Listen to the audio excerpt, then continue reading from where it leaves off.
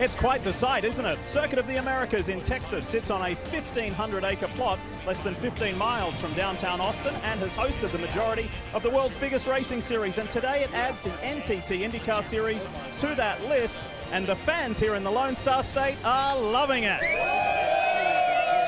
So too is championship leader Joseph Newgarden, whose year could not have got off to a better start 2 weeks ago with a win in Florida, but qualifying yesterday didn't quite go to plan. It did, however, for his Penske teammate Will Power, who continues to chase Mario's mark of being the best qualifier ever. Teenager Colton Herta is just starting his IndyCar career and is impressing his more experienced peers, and so too is the Swedish sensation Felix Rosenquist, who is again delivering brutal speed wherever he goes. NBC Sports welcomes you to round 2 of the 2019 NTT IndyCar Championship. This is the IndyCar Classic at the Circuit of the Americas. And look, something special for the show today. Look at where we are, some 230 and too many feet above the earth, that's for sure, at this iconic landmark now. This is the observation tower here at Circuit of the Americas. Hi folks, welcome to the show, welcome to race day. Lee Diffie along with Paul Tracy and Townsend Bell. And fellas, as we've already witnessed and enjoyed, there's a lot of excitement surrounding this event this weekend, IndyCar's maiden visit. But with any new circuit on the series, there comes some challenges. What are they here? Well, especially this place, Lee, because Circuit of the Americas is 20 turns, 3.5 miles. 20 turns is like 6 more in fact, than any other racetrack on the schedule in terms of a road course. So the challenges are vast, and for the experienced drivers, Scott Dixon struggling a bit to match his rookie teammate. Tony Kanaan way at the back, really off pace so far this weekend. It's been hard for the veterans to match some of the rookies because the playing field is level here, Paul. It absolutely is, but right now Honda's got an issue. They got a reliability problem. 3 major blow-ups. They're not saying they were blow-ups. They're trying to be coy about it. But let's not forget about that for guys like Scott Dixon and Felix Rosenquist. But the issue, 100K on the line for Will Power. So it's going to be exciting to see how he manages his race today. There's a lot on the line today, and if you haven't been with us on any of the shows so far this weekend, let's get you up to speed with the news of the weekend. We have already mentioned Colton Herta. Yes, he's fast. He was fast here at spring training, fast early in practice, but as Paul said, there was one of those issues with the Honda engines that cost him a lot of time, but he was able to get out for pit stop practice, and he continues that speed. Well, it's no surprise to say speed and Will Power in the same sentence, so he showed good pace in the second practice session that was an hour long. So he set the mark early on in this weekend here in Austin, Texas. As for his teammate and championship leader, well, it's pretty rare when Joseph Newgarden gets shut out of the Firestone Fast 6. That was the case yesterday in qualifying. A little frustrated. He knows he's got to dig deep, but he's got a good car beneath him. And let's get back to the fast man. That is Will Power. He is the best of this current crop, and he's chasing down Mario Andretti. He won his 56th pole position. That puts him just 11 behind Mario, and that's 2 for 2 this year. And as Paul alluded to earlier, thanks to Circuit of the Americas, they very kindly put up $100,000 for the driver who could win pole in the race. So now we know it's Will Power. So Will's got an extra incentive, a carrot dangling at the end of this 60-lap race today. As we say hello to Marty Snyder in a very special spot here at COTA. Marty's in turn 1. Yeah, turn 1 is cool, but I love your location. I'm going to give you guys some time to climb down. Make sure you use the steps, so you need to get your steps in today. But when you come to COTA for the first time, obviously the tower where you guys are, Lee, you notice that immediately. The other thing you notice is the ascent into turn 1. In fact, from the front stretch into turn 1, 133 feet, 13 stories is the climb, and the IndyCars do it at 160 miles an hour, and it all happens in less than 2 seconds. So once you get to the top of the hill where I am, then it's almost 180-degree left-hand turn into a blind corner. The restarts and starts today at COTA are going to be amazing. This corner is going to provide action all afternoon long. In fact, the man who will lead them to the pole and take them into this blind corner on the first lap is Will Power, and he's with Kelly Stavis. And Marty, 16 times before, Will has won a race starting from that pole position. If he does it again today, of course, he gets that $100,000 check. Will, it's not like you need any extra motivation, but how incentivizing is that $100,000? Honestly, when you're out there, it doesn't even enter your mind. Obviously, it's a great bonus for myself and the crew guys, but I really want to convert today. You know, the last few poles I've had, I haven't won. So really keen to have a win. Obviously, it's a long season too, so you got to play into that. But we're going to try to do our best strategy-wise and racecraft-wise, I guess, to win the race. Well, one of the exciting things about an inaugural event is all those big unknowns, tire degradation strategy. In your mind, what are the biggest unknowns you'll face today? Yeah, it's exactly that. It's a tire strategy. It's how is the start going to work into turn one with such a wide entry. You know, I've been watching the other races to see how they played out. So, you know, we're just going to have to be really on our toes as we get to that like lap 10, lap 12 mark. Like, does the lap time drop so much? So you have to get tires and kind of play off the guys behind us. So see what happens. All right. Well, 56 career poles now for Willpower, going for career win number 36. Kevin Lee.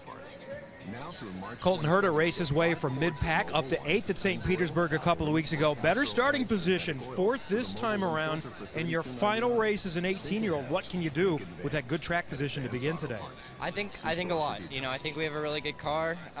You know, I think we have, and more importantly, during the testing, we got to do long runs where nobody else got to do long runs with a full fuel tank, and we got that in. So yeah, we've got something for him for sure. Are you at all surprised by the pace that you've consistently had all season and here? No, not really. You know, I think I knew I was quick.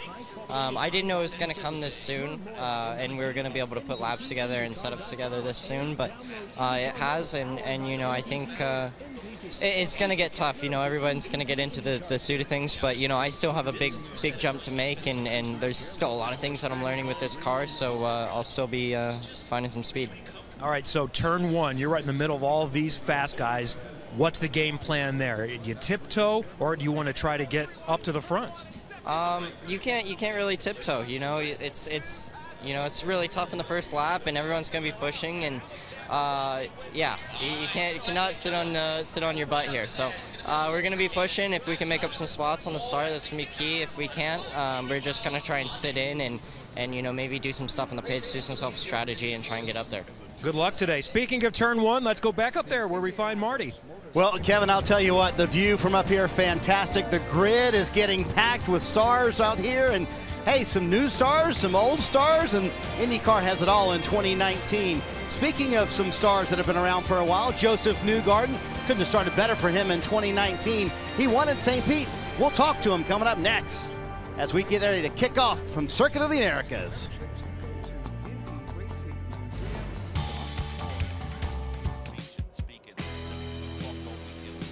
Hey guys, I'm Patricio Ward. Today we're going to be testing out some food trucks, so let's go see what we can find. Let's try some pizza because there's no line there. Hi! So what kind of pizzas do you have? Really big slice. That's pretty good. La Sirena, they're known for this crab dip quesadilla. This is loaded, oh my God. I do like spicy, yeah, give me that. It's just fantabulous. You guys want to try? Cookie crumbles, s'mores, peanut butter. The gob. The gob. The gob. Double banana, double whammy here. Ooh, my God, this is humongous. Here we go. I gotta say, I think my favorite part was this banana. I'm gonna need some time to finish this off, so I'll catch you guys later. Patricio or Pato O'Ward, you're going to hear us talk a lot about him. He's charismatic, but he is fast and he is very skillful. He's the reigning Indy Lights champion, and he's got more than 100 friends and family here today supporting him in his first IndyCar race of the year. He was spectacular at Sonoma last year, and we have made our way down from the observation tower. Paul Townsend and myself are here on the grid right near Joseph Newgarden's car, as a matter of fact. But Paul, let's switch gears, go back to Pato O'Ward and this crop of rookies this year. I would say we're spoiled. The talent level is deep. Oh, it's unbelievable. This is the first time in years that we've had a crop of rookies that is this talented. And one of the standouts from last year's first race at Sonoma was Pato O'Ward. Question mark whether he was going to be able to back that up in a smaller team like Carlin. but he did. So it's going to be exciting to watch him today. T-Bell, for you? Well, we've been so spoiled with the rookie class this year, but Colton Herta sticks out to me because he did such an awesome job at St. Pete. He's really, along with Pato O'Ward, I think the only two pure rookies, I'll call it. I mean, these guys are so young. He's 18 years old. He can't even rent a car, but he's driving one of these 750 horsepower beasts. And Colton Herta has demonstrated sort of a technique and a finesse and an understanding for what it takes to do well in IndyCar well beyond his years. How would you, I'm asking this because people have been asking this, how would you rate Colton Herta in comparison to his father, Brian, who was very successful in his own right?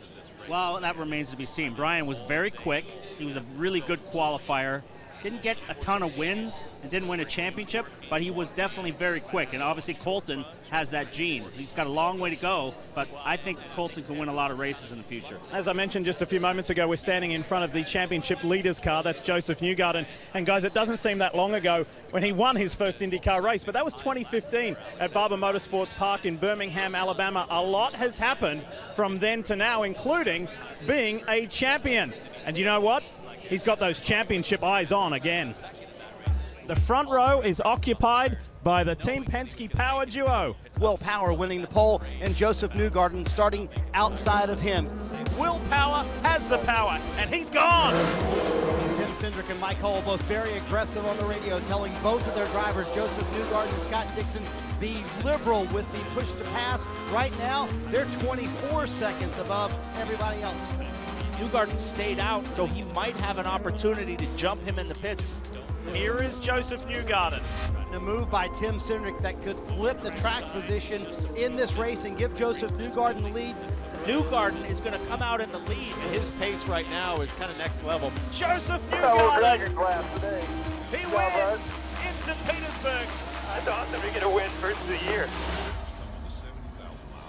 Joseph snatched every point possible, bar the bonus point for pole in Florida 2 weeks ago. So he leads Scott Dixon by 13. It's a very interesting looking top 10 with 3 rookies in the top 10. Rosenquist, Herta, and Santino Ferrucci, who fought his way from the back of the pack to a very credible 9th, and Jack Harvey in 10th. I said it was interesting. Have a look at the heavy-hitting names at the back of the leaderboard, of that points board. Bourdais had problems in St. Pete. So too did RHR. And then you've got Charlie Kimball, who's only doing 5 races this year. Tony Kanaan has got to dig deep. And Marco Andretti in 13th at the moment. But let's talk more about the championship leader with Marty. And Lee, today a different challenge for Joseph Newgarden, starting 7th, but there's a lot of unknowns coming into this race. Joseph, tire degradation, we expect to see some passing today, so is the window maybe a little more open than normal to start 7th and win a race like this? It's always open in IndyCar, as I think most people know. But yeah, we don't know what's going to happen today, like you said. There's a lot of guessing going on. We've looked at other historical races here to see what's transpired, but you can't really, fully, you can't completely apply that to our sport. So it's going to be tough, but absolutely, if we can win from 7th, we have the car to do it. The PVG car's been fast this weekend. We just missed qualifying by that little bit. Team Chevy's done their homework. You can see that with Will being on the pole. So I think we've got a good shot to make something happen from where we're at. I think the word you mentioned to me most in the offseason was consistency. So if it's not a win, how important is that you turn today into a podium day versus outside of the top 3? Yeah, we got to try and do that this year. Better than we did last year. We didn't have a lot of podiums outside our wins. We didn't have any actually outside of our wins. So we've got to have a better year in that standpoint. But at the same time, I'm a racer, man. If we've got a winning car, I want to go for it. So you got to temper that. Temper that aggression, and we're gonna try and straddle that line as best as we can this year with aggression and smarts. And of course, everybody wants to win that first race at COTA. If he's going to do it, Robin, he'll have to do it from starting 7th. Yes, and one of the guys that got his eye on victory lane, Alexander Rossi, who was the guy to watch last year if you liked overtaking. He got to drive Jimmy Clark's Lotus 49 here, the first laps he took. He raced Formula 1 here. We were just talking on the way up. I've never seen more guys more busy turning right to go left and left to go right than you guys. Is it that Wild West? Yeah, it's like Lightning McQueen, isn't it, in cars? It's wild, man. It's amazing to drive around here, just because, like you said, you're having to hustle the car so much and really kind of put it all out on the line. So 60 laps around here with the tire wear is going to be pretty intense. I don't think anyone really knows how it's going to go. We all have our assumptions, but it's going to be a hell of a show. If you get it right, it looks like a lot of fun. Oh yeah, it's fun regardless, honestly. Like, not only like turn 16 to 19, but like the first sector, turn 2 through 8. It's awesome, and you're just fighting the car the whole way, and it's kind of what sets the NTT IndyCar Series apart from everything else. And at the end of the day, I think there's been a lot of appreciation and respect for that over the weekend with just some of the clips from the onboard. So it's a wild ride out there, and I can't wait to get started. Okay, outside of the front row pass. That's the plan. Okay, that's the plan, Marty. Alexander Rossi, in his own words at St. Petersburg in Florida 2 weeks ago, he was kind of just nowhere, like he was in his own race. He couldn't challenge for anything, especially Joseph Newgarden. Where do you see Joseph at the moment? Were you impressed with that strategy call in Florida, and how does he look today coming from 7th?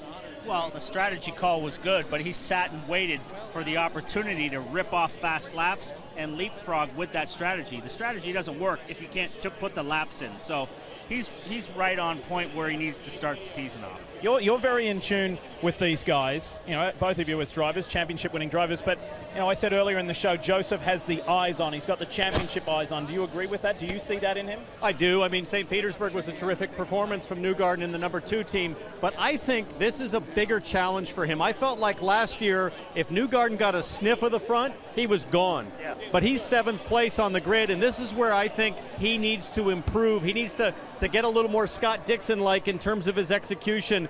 I didn't see that as much out of him last year. I'm very curious today, starting sort of mid-pack here, can he execute in championship caliber and get all the points on offer out of the car, or does he end up in some sort of, you know, mistake or contact and overdoes it a little bit? All right, talking about the American stars in the NTT IndyCar Series, none other than Captain America, Ryan Hunter-Reay. Paul, he was headed for a good result in St. Pete, had some reliability issues. You know, I think throughout his career has been punctuated too many times by that. But he's driving perhaps better than ever. He's driving really well, but he's got terrible luck. Let's face it. He always has problems mechanical-wise, not of his own doing. I said at the first race, you can't win the championship in the first race, but you can certainly dig yourself, Townsend, into a big hole, and he's 47 points behind a guy like Newgarden. The one thing I like about the Andretti team right now, especially here at COTA, is they appear to be the strongest, if not matched with Penske, for tire wear management. So over the long run here, I think Andretti's as good as anyone on taking care of the tires. That's going to be super important today. Good qualifying yesterday, not quite as good as you just heard. He wanted to get that pole position. Alexander Rossi, is he going to be a winner today? I think turn 1's going to tell us a lot. What does he do at the start? How bold does he get? Because turn 1 here is super inviting. It's very wide. You're braking uphill. I think if Rossi can put the pressure on power on the opening lap, he'll have a great chance. Well, certainly Rossi and RHR are fed up with power getting poles. So Rossi's going to, I predict he's going to go for it on the first lap. All right, so they're the guys who are challenging for a championship, and we're used to those names. There's a new name, and as we said, we're spoiled with this crop of rookies. But you're going to hear a whole lot more about one guy in particular, Felix Rosenquist.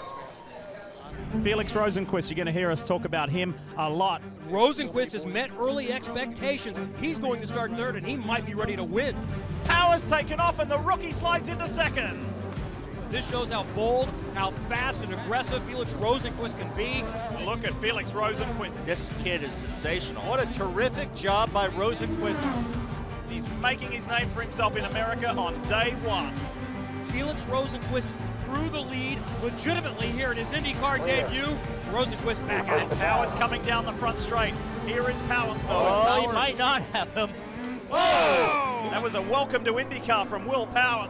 Rosenquist maybe denied a podium on debut, but a sensational performance for the 27-year-old Swede. So people are wondering who is going to be the first winner in IndyCars here at Circuit of the Americas. Well, here in the state of Texas, first-time winners, Gary Bettenhausen. Yes, the son of the multi-time champion, won at the Astrodome.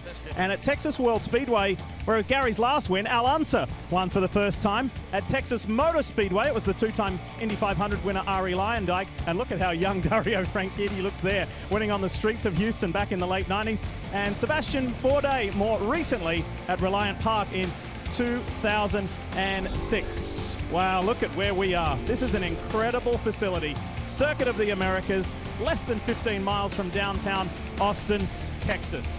It is a great place to be. Formula One has been here for many years now. It is IndyCar's turn, and there is a lot of excitement about that. There's a lot of excitement about this guy, Felix Rosenquist. And, you know, over the years, Chip Ganassi, who's just standing over there a little way, he's had a habit of bringing relative unknowns to the sport of IndyCar racing and making them stars, like five-time champion Scott Dixon and Juan Pablo Montoya. Now he's brought another one to the series. His name is Felix Rosenquist. The first experience that opened my eyes for going really, really fast was actually skiing. I started when I was like 2 years old, and I did competition for quite a long time. I mean, we did like 60, 70 miles an hour on skis. I knew from that day, like, I really need this kind of speed in my life. You can make a perfect corner, but you also know that to make it really perfect, shaving off hundreds here and there, you need to be very close to like hurting yourself. That's what's also so special about it. You know, playing on that thin line is something I guess all of us really enjoy. Half a lap to go for Breck. Keep coming, Kenny, keep coming. You only got the white checker this time. Me and my dad used to watch IndyCar since I was like 6 years old. We had a Swedish driver, Kenny Breck, who used to drive, and he was really big in Sweden. Kenny Breck wins the 1999 Indianapolis 500. What does it mean to become a new motor sports hero? I don't know what it means yet, but I've been practicing drinking milk all week. Thanks a lot to all of you people. That was like my childhood heroes, all the guys that used to race back then. He starts third in his very first IndyCar race. Felix Rosenquist, you're going to hear us talk about him a lot. I've always been that kind of driver who likes a big challenge. Now I'm here racing for Chip Ganassi. It's one of the best teams. I think people are expecting more from me than I initially thought.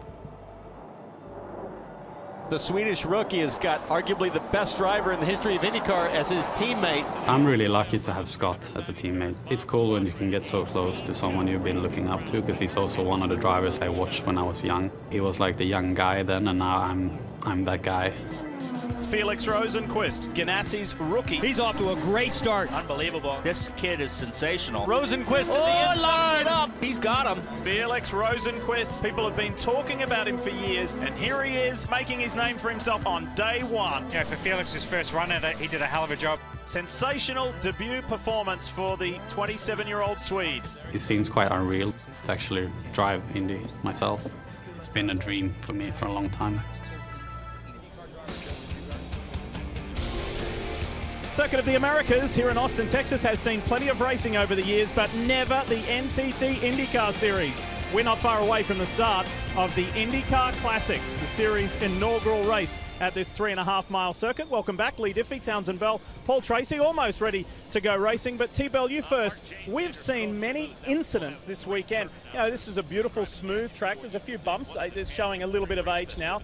But people say, oh, it looks like a lovely, long, flowing circuit. But this place can bite, and there's a couple of turns in particular. Yeah, there's a couple of turns that have been issues, as you said, Lee, but that's in clean air, in practice and qualifying. This was over in turn 9. Felix Rosenquist, top of the hill. Huge save out of that 10 car. One of the best saves I've seen on a road course. He barely kept it together. Then Graham Grahal, not quite as lucky. He loses it, does the rail slide there on the curbing. Now that's in clean air. Imagine what's going to happen on the start of this race on the opening lap and all the dirty air. This was Rossi, Paul. Yeah, using the big runoff area, real loose out there, but you'll see a couple guys really got away from him. Pagano right here, big sideways, cars bottoming, hitting the ground. And this was rookie Erickson. Same bobble as Pagano, couldn't hang on to it. Huge hit. There you see the safety worker running out of the bathroom. That looks like my 15-year-old getting ready for high school in the morning. He told me he was looking out the holes in the toilet and saw the car coming straight at him. So a lucky escape there. But by the way, something we haven't discussed yet, and you highlighted turn 19 with the various pieces of video there. There are no track limits going to be enforced today. You agree with that? Just race at it, have at it? I love it. You know, there's been racing here at Circuit of the Americas for many years with Formula One, sports cars. They're very ticky-tack on calling track limits. IndyCar came here, a little more aggro, a little more edge and attitude. You can go anywhere. And if you crash, it's on you. I know you like it, right? Keep your foot in it. I like it because if you lock a tire, it allows you to let go of the brakes and just run it off the track and not damage the tire. Tire wear is going to be huge here today. And that's why many people are predicting a very interesting, a very close and tough race. This is not going to be an easy one. 60 laps, some 200 miles, and the drivers are getting ready. You know what? Nobody won the Powerball last night, but Will Power could win $100,000 if he wins this race today. When you put on your Team Penske shirt, there's an expectation that you got to succeed. Penske continues to dominate the streets of St. Pete. If that's not comfortable to you, then you may have to find a different job. 2 weeks ago, the 2019 IndyCar season began on the streets of St. Petersburg, Florida, and a former series champion made an impressive opening statement. Awesome, we're going to win first of the year. For round 2, the stars of IndyCar have converged on the Lone Star State, leaving a familiar course in St. Pete to take on Circuit of the Americas in Austin for the first time. 3, 2, 1. Green. COTA takes drivers to new heights right at the opening turn and offers a Texas-sized test through the 20 turns of this 3.4-mile lap. 24 racers want to say they were the first IndyCar pilot to conquer COTA. And at this circuit, the answer truly lies in the Stars and Stripes.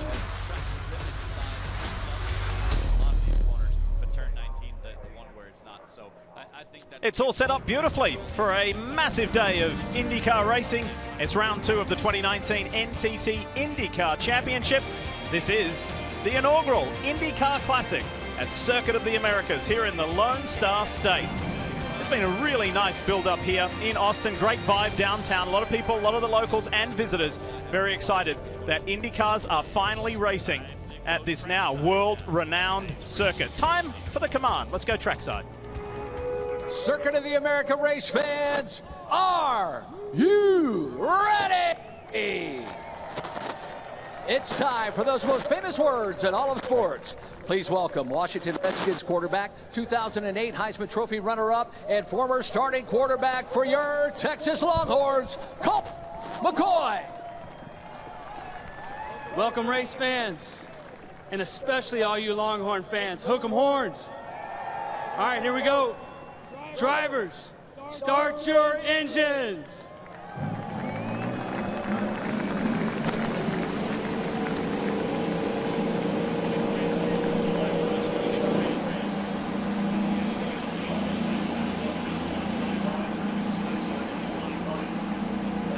From the front of the grid as we get set to go, we think there's going to be plenty of action and excitement, and one of the reasons is because we have wide open windows. So talking strategy, 3 stops for the front runners, somewhere between 10 and 17. That's how far they can go. But if you want to do 2 stops, you need 10 laps of yellow. Highly unlikely, but those in the back where Kelly Stapps is at will likely try 4 stops. Well, Kevin, there are still so many unknowns, but tire degradation does seem to be high, and the red alternate Firestones seem to be the preferred tire. When you look at the front of the grid, the first 7 cars all on those red tires. Here at the rear, 8 of the last 9 starting on those blacks, Marty. Well, Kelly, where else would I be other than turn 1? The best spot, the best place to watch from on the racetrack here at COTA. The cars are coming right behind me on their pace laps right now. Kevin Hensley, my camera guy, and I are going to watch the start of the race from right here. Again, you make a 13-story climb to the top of this hill, Robin, 160 miles an hour into a blind left-hand corner. This start's going to be awesome, Robin. Okay, Marty, you're looking at turn 20. This is the last corner. You heard Townsend Bell say the most corners of any road course in the IndyCar circuit. But the drivers say it feels like 50 corners because they're turning right to go left. They're turning left to go right. They're sliding off the track. They're using up the rumble strips. This place is wide. It's fast. It's exciting. Don't take my word for it. Watch the in-car cameras because the in-car cameras will show you how hard these guys are working. And guess what? The more on edge you are, the faster you go. So this is Texas. They like bull riding. This is four-wheel bull riding, Lee Diffie. Well, if we can get a start like that, Robin, here today in Texas, it's going to be fantastic. We will see. Now, here is the Honda 2-seater. And what a ride Jesse Metcalf is having. Everything's great. Up front is 3-time Indianapolis 500 winner Helio Castro Neves. What a ride for Jesse.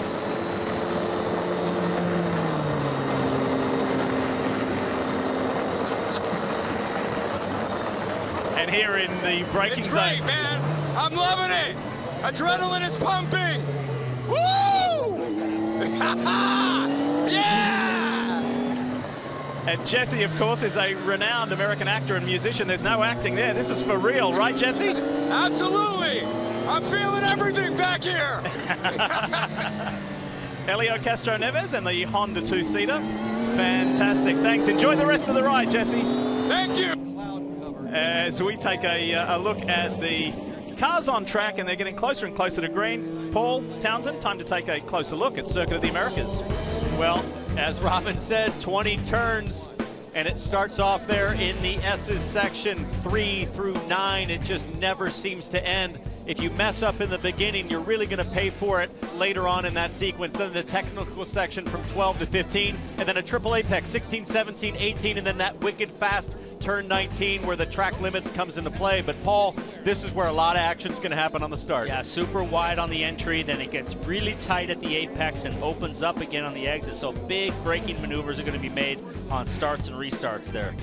If they go too wide here, it's going to be really hard on the start. This is generally single file, single groove, but a lot of room to try and go wide. But you've got to watch out for the curbs and the sausages there. And then turn 12, this is the longest back straightaway on the track. Longest straightaway, I should say, on the track. Heavy braking for turn 12, a good passing opportunity. So as we take a look at the starting grid, if you weren't with us earlier in the show, Will Power has won for the second time this year, the pole position that is, the 56th time in his career. And Will is now only 11 shy of drawing level with Mario Andretti for the most pole positions all time in IndyCar history.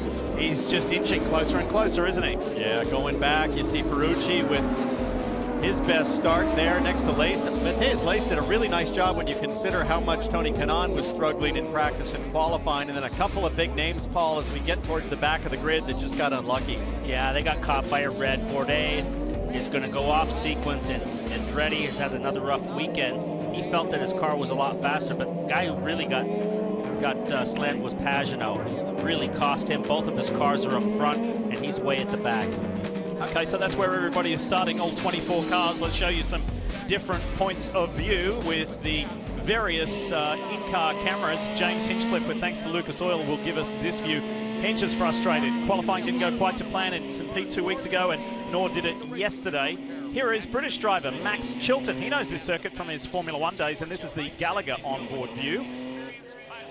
To the David Yerman camera for Santino Ferrucci, who was thrilled to make it through to round 2 of qualifying and the fast 12. So we'll see what the young American can do. He's in the top 10 in points at the moment. With thanks to Total, this is the view for Graham Rahal and United Rentals. So we'll see what Graham can do. He's shown some good speed this weekend. This is the Gainbridge onboard for Zach Veach, who started the weekend not so well and has made steady improvements. The driver from Ohio is looking forward to this race. The NTT data on board, Felix Rosenquist. Look for the Swedish driver to make some moves and make them aggressively and make them early. And then we have a couple of Auto Nation onboard cameras for you. Ryan Hunter-Ray, who is in the catch-up position after his home race in Florida 2 weeks ago.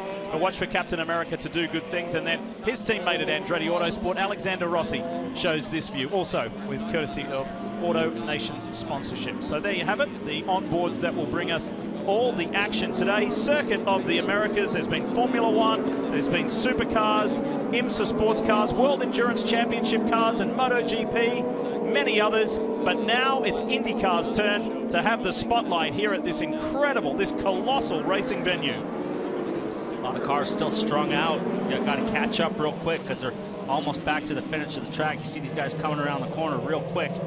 That's a hot spot. This is turn 19, folks. You are going to hear us talk about a lot today. Look at all of the black tyre marks to the left of our screen. You're going to see them out there all day long. It's Will Power on the inside, Alexander Rossi on the outside. Ready to go racing in the Lone Star State, IndyCar style. Power with a terrific start. Here comes Ryan Hunter-Ray up the inside of his teammate, Rossi.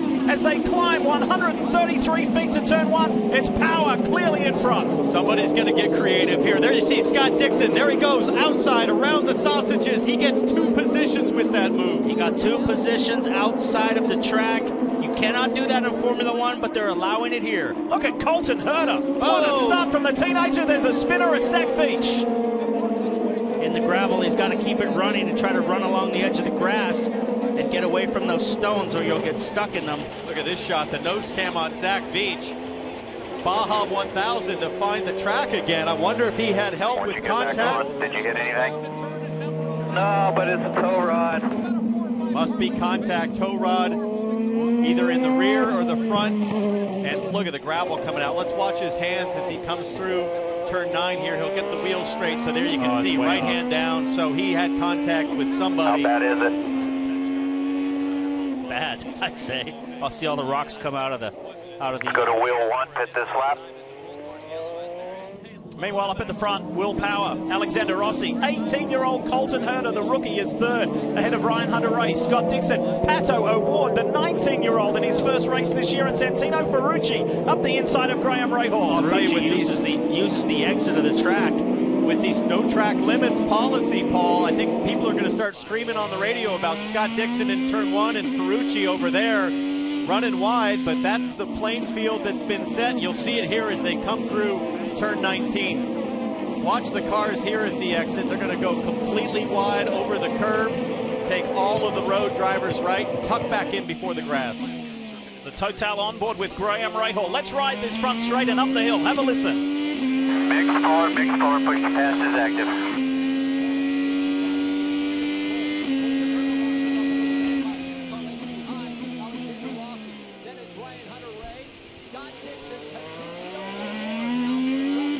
What a ride that is. It's like coming down up one side and down the mine shaft on the other side, and then into the S's. Just kind of nursing the throttle through here, working the limit of the tires. Graham had a huge moment there. You can see he lost a couple of tenths to the car in front, which is Ferrucci. And that move that Ferrucci put on Rahal there in the brake zone, Paul, over at turn 12 was creative, to say the least. Front 4 gapped Dixon just by a little bit. Rosenquist did not get a good start. He dropped down to 8th. O'Ward moved up 1. See what happened to Zach Veach there in the yellow car. Oh, they touched at the apex there. Yeah, that really, I think Zach should have probably considered backing up there. You really, like I said, you can't go too wide through here. This is Santino Ferrucci. That's Zach Veach up ahead. He was on the curb and just kind of shot over to him. The guy gave him room, but he was up on the curb, and we've got a great nose cam view. So he shoots for the inside. Look at the curbs. He's on the curbs and slid right over into the other car. So the other guy gave him room. That was Rahal, but I don't think that move was on right there. It's just too fast. Graham did leave a little bit of space, but I think when Zach got on the apex curb there, it got a little bit of a kick, and this is the penalty. And if he goes, he will go at least a lap down, it looks like, while they prepare the 26 car. What a start from Colton Herter, huh? Incredible. Rossi's right there. I think he's got a little toe here. Look, he's going to make a move. He's on the push to pass now. We're on lap 2. Power to the inside. Power defends big time. Try to square him up here and get a shot down the hill, but Rossi's right there with him. Just on your outside here. Whoa! Outside. You're clear. Rossi wants to lead, boys. He wants to deny Will Power that $100,000 bonus for getting the pole and winning the race. And here we are, lap 3, and I think what's going to be fascinating is to watch who can manage pace over a longer run. These next 10 laps will really tell us if Rossi's the strongest of the bunch or if Power and Penske have figured out how to make these Firestone Reds last. The question mark is if you go out too hard on the Reds, will they fall off, or do you pace yourself and have a better tire at the end, Marty? We're going to hear so much about that today, guys. Tire degradation is going to be a big key. Friday afternoon in practice 2, that's what Team Penske worked on, but it was last October that Andretti Autosport worked on that. Alexander Rossi did the Firestone test here, and they told me they spent 2 days just making long runs, knowing how good they needed to be on old tires. They saw it immediately, Kelly. They're hoping that's in their favor today. Marty, we talked about all those cars at the front of the grid on those red alternate tires. Well, for Santino Ferrucci, he's on his only set of sticker red tires. When they realized everyone around them were on scuffs, they actually went to IndyCar and tried to swap those out for some scuffed reds. IndyCar wasn't having it. Santino told me he hopes to make the most of his time on these reds. He wanted to make up 2 to 3 spots in these opening laps. He's up 2 as we speak, running 9th right now, Lee. It's a young American from Connecticut who used to race in Europe in GP3 and F2. And speaking of Europe, we say hello to our friends in the UK and Ireland watching on Sky Sports F1. Hope you're enjoying IndyCar here at Circuit of the Americas. Tell you what, guys, we might be getting an early answer on tire deg because Power on the last straightaway, I saw him sort of nervously checking his mirrors, seeing if Rossi's going to have a run, because it sits Rossi, Herta, and Hunter Ray, and those cars are all part of the same team, effectively, with Herta as a sister car to the Andretti boys. Yeah, supported by Andretti Technologies. Let's take you back about a lap ago when Alexander Rossi, who's raced here in Formula One before, took a run at Will Power, Paul. You can see the green lights on his dashboard indicated that push to pass was on. So he was on it. He squared up the corner, tried to make a run down the outside, but it snaps loose on him right there. Oh, and Power's thinking, good luck out there, Paul, or pal. There's not a lot of grip for Rossi. Now let's watch Scott Dixon. This is what I was talking about at the start of the race, is potential creativity with a no track limits policy. Watch Dixon here. He's kind of floating outside. Now he's 3 wide. Spotter will be telling him 2 inside, 2 inside. He doesn't want to get pinched, so just go right around it. Right at rodeo style, Paul, and it worked out for him. Oh, they got him back on the exit there. He was a little bit squeezed, but here's what Ray Hall,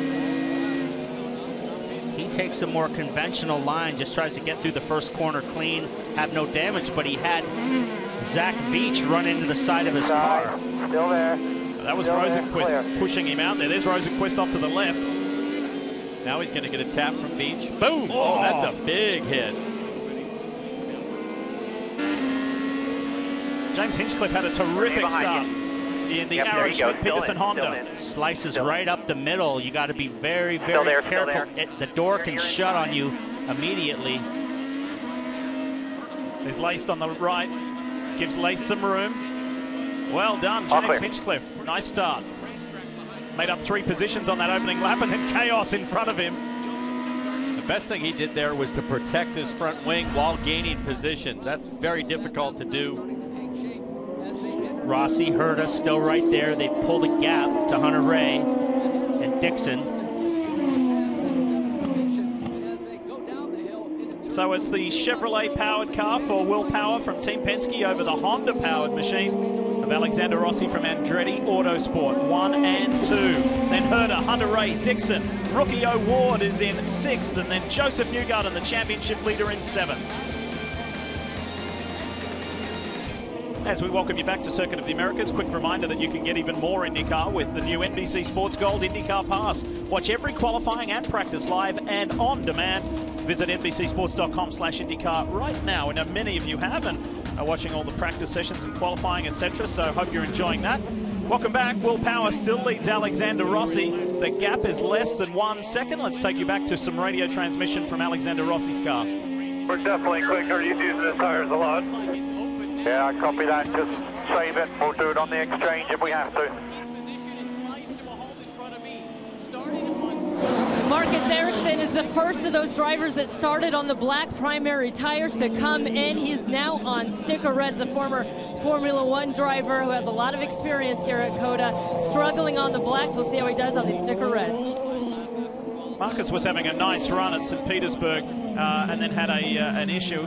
And unfortunately didn't get the result that he was hoping for. But he's done 4 Formula One Grand Prix here, and his last was his best when he finished 10th last year. I think a smart gamble there from the Aero team to say, hey, come in on lap 7. That's at the very earliest of the fuel window. I think we'll see some other takers dive to pit lane on this lap. So they probably either need to run lean or hope for a little bit of yellow to be able to make it on 2 more stops. But Paul, when you're mired in the pack, go on sticker reds, get clean air, and see if you can put down the pace and make some magic happen. Absolutely, but right now, when Rob Edwards says we're going to try to get him on the exchange, what they're going to try and do is run a lap further, save fuel, not abuse the tire, just sit in Will Power's draft right here and try to run 1 lap further and then beat him out on the pit stop. Look in the background for the yellow and red DHL Honda. There's Ryan Hunter-Ray. He's starting to gain. He's ahead of the 5-time and reigning champion Scott Dixon. Impressed with Pato O'Ward, who was in his first race of the year for the British team Carlin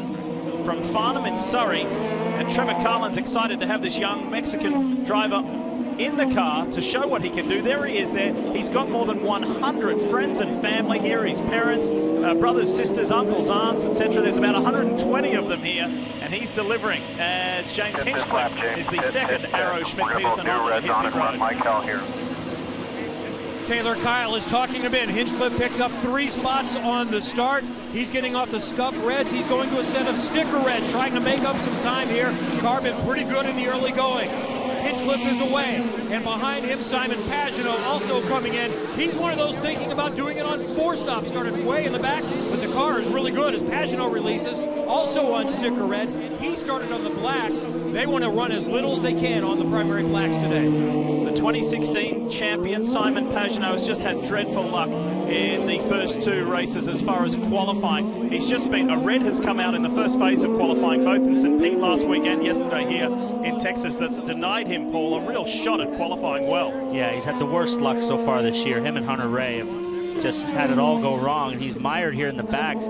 Tough track to pass on, so he's got to completely go off strategy here. And now what he has to do, Townsend, is just really run as fast as he possibly can. He does. The guys at the front are trying to save fuel. And his Penske team will be watching his pace, and they'll make a decision in about 10 laps. Is this a 4-stopper or a 3-stopper? If it's going to be a 3-stopper, he's going to have to go about 17 laps to be able to make it on 2 more stops. But back up front with these guys, what their teams are thinking about, they're watching their pace, and they're thinking about, do we split the stints evenly, meaning do we go 15, 30, 45, and then 60 laps to get to the end, or do we run a little bit longer? It's all about average lap time. And I think for Herta and Rossi, their pace looks very good right now this far in. Surprised how big of a gap they pulled to Hunter Ray, because those are team cars. Andretti cars in 2nd, 3rd, and 4th. So big gap from Colton Herta back to Hunter Ray as we see Sebastian Bourdais hit the pit lane. And I can tell you that Sebastian Bourdais said he had just too much understeer in that car. He also asked for a tire pressure adjustment as they are switching to those red sticker alternate Firestone tires. All clear, all clear. Marco Andretti also coming in. They could not find good pace for 1 lap. Didn't qualify particularly well, but much happier with their race speed, their long run speed. They made a front wing adjustment as they went to the red tires for Marco Andretti. You get 200, the drivers get 200 seconds of push to pass in this race with 10 applications. And there's drivers like this man here, Simon Pagenaud, and Felix Rosenquist and Marcus Erickson, who guys who have already used about a quarter of their pushes to pass. Yeah, a guy who really hasn't used any is Scott Dixon. He's up 195. He's got more than anybody. 197 for Ray Hall. 200 for Ryan Hunter-Ray. He hasn't used any.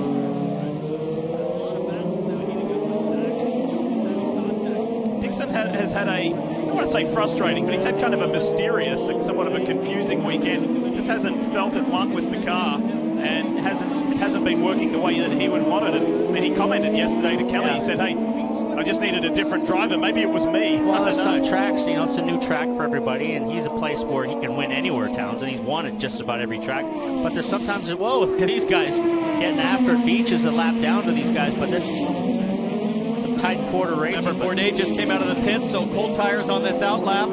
Spencer Pigot on the inside. Spencer Pigot mixing it up as well. Pigot also pitted, so Pigot and Bourdais on the same strategy. Beach trying to figure out a way to get his lap back, but he's just causing all kinds of aggravation for Bourdais and Pigot there. I don't really know what he's doing, but you know, he's a lap down to these guys, so fighting with them is really kind of pointless. As we see, Kevin, last week's winner, Joseph Newgarden, coming in on pit road. You got to do something different than everybody else. So Tim Cindric calls into pit road for scuffed red tires on lap 9. More pit stops in front of you, Kevin. And Jones, a really quick stop, goes from the primaries to the alternate Firestones. Remember, he's running with a broken bone just above his knuckle in his left hand. So it's not impacting him too much, but it does really hurt over the bumps.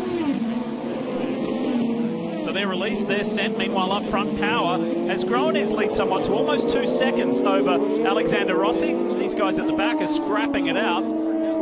Colton Herta's hanging in there. Hunter-Ray Dixon still the top 5. Patricio Award, Rosenquist, and then Ferrucci and Rahal. This was a little earlier on board Bourdais. Beach. Straight out of the pits, Bourdais still on cold tires and most importantly, lower tire pressures. So ride height issues on the outlap. And Zach Veach almost got in the back of somebody else, Paul, and you've been throwing your hands up saying, what is Veach doing? Well, when you're a lap down, so he's got a handful of a car. These guys are on cold tires, and he's mixing it up with these guys like he's racing for the lead. I'm a little bit confused, but it's his race to run. But back to the front here, these guys have gapped Hunter Ray by a long way. Here comes Hunter Ray, then Dixon. And then it's another big gap back to Pato O'Ward, who's holding his own with the rookie Rosenquist right behind him. 3 rookies right there together. Rosenquist, O'Ward, and Ferrucci all running together. And Matheus Leist is doing a nice job. He is in the top 10, the young Brazilian. That's courtesy of a few pit stops that have happened. As we pick up 2 of the veterans, here is a rookie in just his second NTT IndyCar Series race. He did Sonoma last year, and then this one here. It's Pato O'Ward, and then Rosenquist is in. 3 rookies on pit lane. And O'Ward wowed us at Sonoma last year. With Andretti support, finished 9th. This is his first race of the year with a new team, Carlin Racing. Starting up near the front, he's away from the blacks to the alternate reds, Marty. Felix Rosenquist on pit road. He lost 2 spots on the first lap. No, Rosenquist loses a spot there to Joseph Newgarden as he goes around. So interesting strategy being played out here. The Ganassi car is struggling all weekend long on older tires, so they wanted to pit Rosenquist a little bit earlier. Yeah, late pull away for O'Ward. He sat there for about a second before he pulled out. Rosenquist got the jump on him. Just behind Newgarden is the battle with Hinchcliffe, I believe, Erickson, and the cars that have just come out of the pits on cold tires. There you see Erickson. There's Rosenquist. There's Hinch, and look at him. He's trying to make something happen. He knows the cold tire advantage that he has having warm tires over Rosenquist. Pato O'Ward in the same bag just behind Hinch.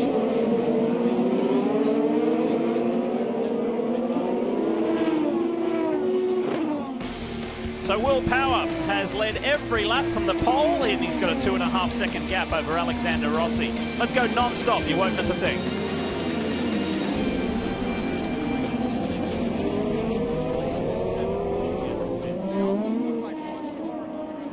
Pitting from 3rd, Colton Herta, here he comes. Exiting pit lane, the 18-year-old sensation who finished runner-up in the Indy Lights Championship last year. He's got Joseph Newgarden, the championship points leader, right behind him. But he's going to be where it all cycles through once Will Power, race leader, pits, and Alexander Rossi. As we take a look at the field of rookies, there are 6 in the race today, and Colton is the youngest of the group.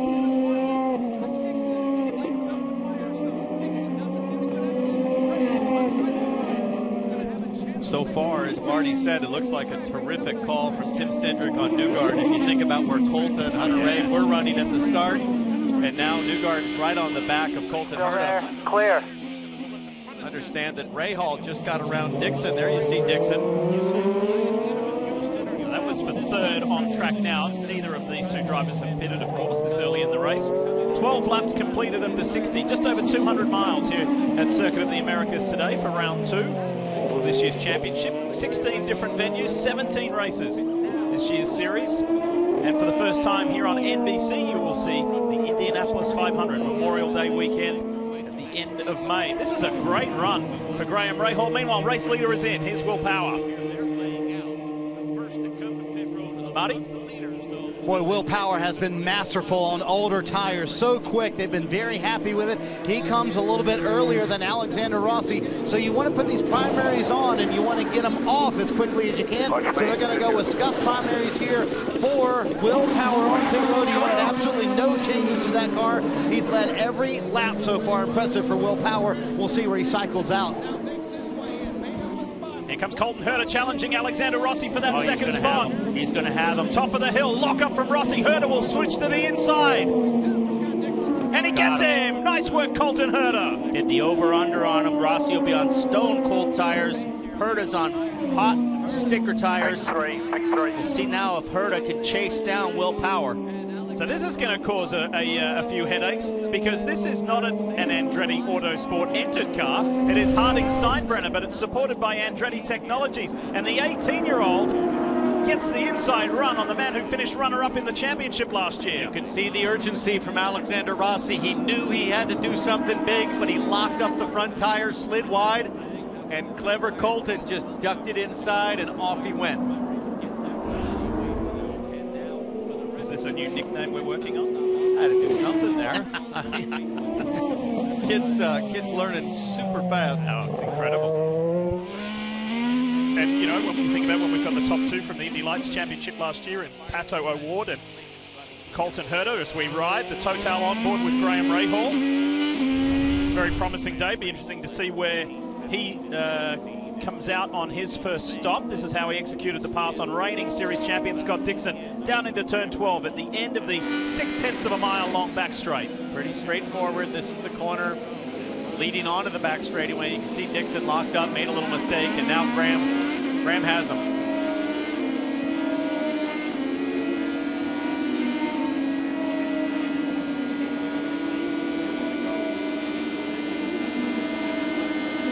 Straightforward pass, Kevin.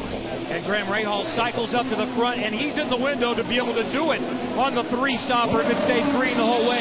They had Scuff Red set out. They changed their mind to the primary black Firestones and also Speedway Fuel. Rahal back out. There'll be a great battle here. There goes Hunter Ray. There goes Rosenquist. Now it's Erickson and Hinchcliffe, and look at how they benefited from that early pit stop. Both those aero cars well up in the mix. They're going to have to run longer now on tires, but watch this battle. Inside. Hinchcliffe and Rahal. Hinch rounds him up. Clear. Hinch on hot tires. Rahal had no option but to get out of the throttle and let him go. Through the S's here on cold tires. So hard to do this. Looking inside on you. Oh. This is Santino Ferrucci. Around the outside, Ferrucci. And nice move. And then Pato O'Ward is going to attack as they lead onto the straightaway right here. There's a fast kink, and he's right in the draft right here. He's going to have a shot at the hairpin. I can use push pass. Remember where I'm lax. The youngsters have come to race. They've come to fight. O'Ward on the inside of Rahal. Brilliant move from O'Ward. Rahal thought he had him blocked and then faded out, and O'Ward just snuck it in there. But now Rahal's coming back, and they're both on the button down the back straightaway.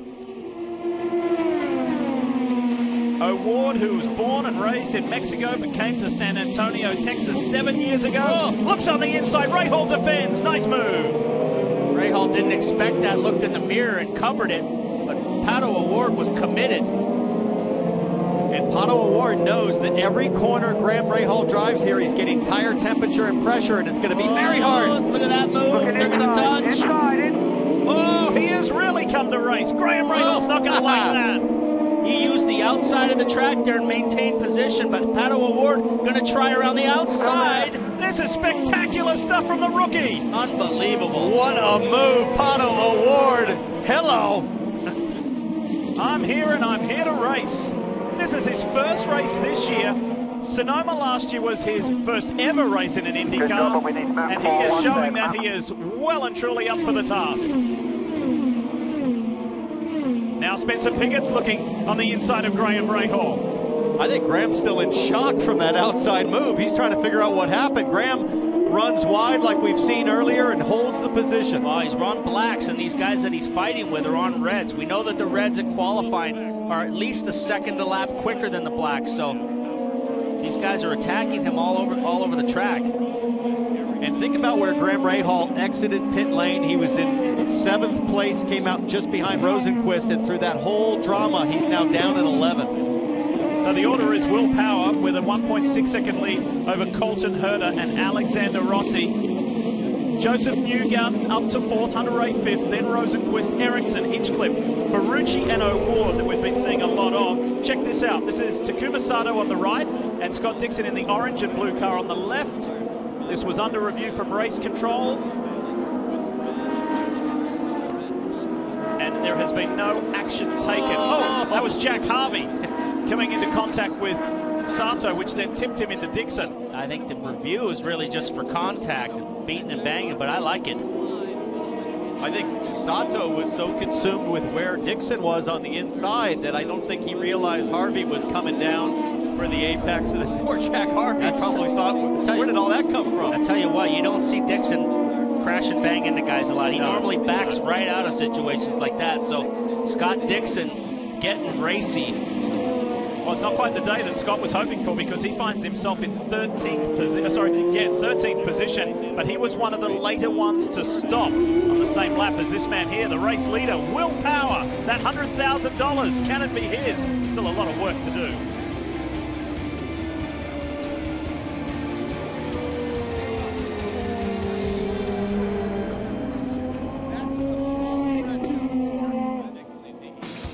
watching NBCSN's coverage of IndyCar, brought to you by Total Performance Engine Oils. Keep your engine younger for longer. Proud sponsor of Rahal, Letterman, Lanigan Racing. By Booking.com. Be a booker and the world's #1 choice for booking accommodations. And by Honda, an official vehicle of the NTT IndyCar Series. There's a good shot of that awesome go-kart track out behind the main grandstand here at Circuit of the Americas as we welcome you back. Lee Diffie along with Townsend Bell, Paul Tracy, Kelly Stavis, Kevin Lee, Robin Miller, Marty Snyder. We've got the whole gang here and it's good, and we've got a great race up front. Look at this, first, second and third. It is the Team Penske Chevrolet of Will Power leading the teenage sensation Colton Herta. And let's talk more. The 18-year-old surprised a lot of people when he was fastest overall at the spring training test here last month, but he's backed it up despite losing an engine and some practice time on Friday. He's been consistently quick, and I asked him, can you win right off the bat? And he said, that's going to be tough. Top 5 would be pretty good because these guys know so much more, but I'm learning every time, and one of the reasons the car is quick because he gives great feedback, Robin. Well, the Carlin boys they've been smiling the whole race because you got to think about this. Patricio O'Ward, he did not have any testing here. This is his first race of the season. Throwing him in with a new engineer and a new team. He's in the top 6 all day. And I think with the thing that I was talking to Alan Jr. before the race, and I said, what about Colton Herta and what about Pato O'Ward? Do they remind you of anybody? He says, yeah, they remind me of me and Michael Andretti when we started out. Al Jr. led a race when he was 20 years old, the first time he ever drove an IndyCar, but he said, I'm not sure I've ever seen 2 teenagers that are this on top of a game so fast, no matter where we go. And he said, it's just impressive to watch. Hey, did you see that? Talking about impressive to watch, the Swedish slam there. Erickson put a move on countryman Felix Rosenquist. So nice Marcus is enjoying this race today. And I'll tell you what, down the inside there. The Ganassi team does appear to be struggling a little bit here on pace, Paul. Scott Dixon continues in 13th. Has been complaining on the radio, asking his team to do something. Erickson was one of the first guys to go off sequence, and it's really paid off being on fresher tires. Tire wear is huge here. It's critical.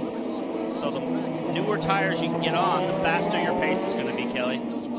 Yeah, he's been taking advantage of that. Marcus Erickson also putting his Formula One knowledge of this track to good use. He said it was always one of his favorite stops on the F1 calendar, and even though he had to completely relearn how to attack these corners in an IndyCar and find new reference points, he said he still had some tricks up his sleeves from his F1 days. He said he still knew the best places to overtake, the best places to defend his spot. He's up to 6th, Marty.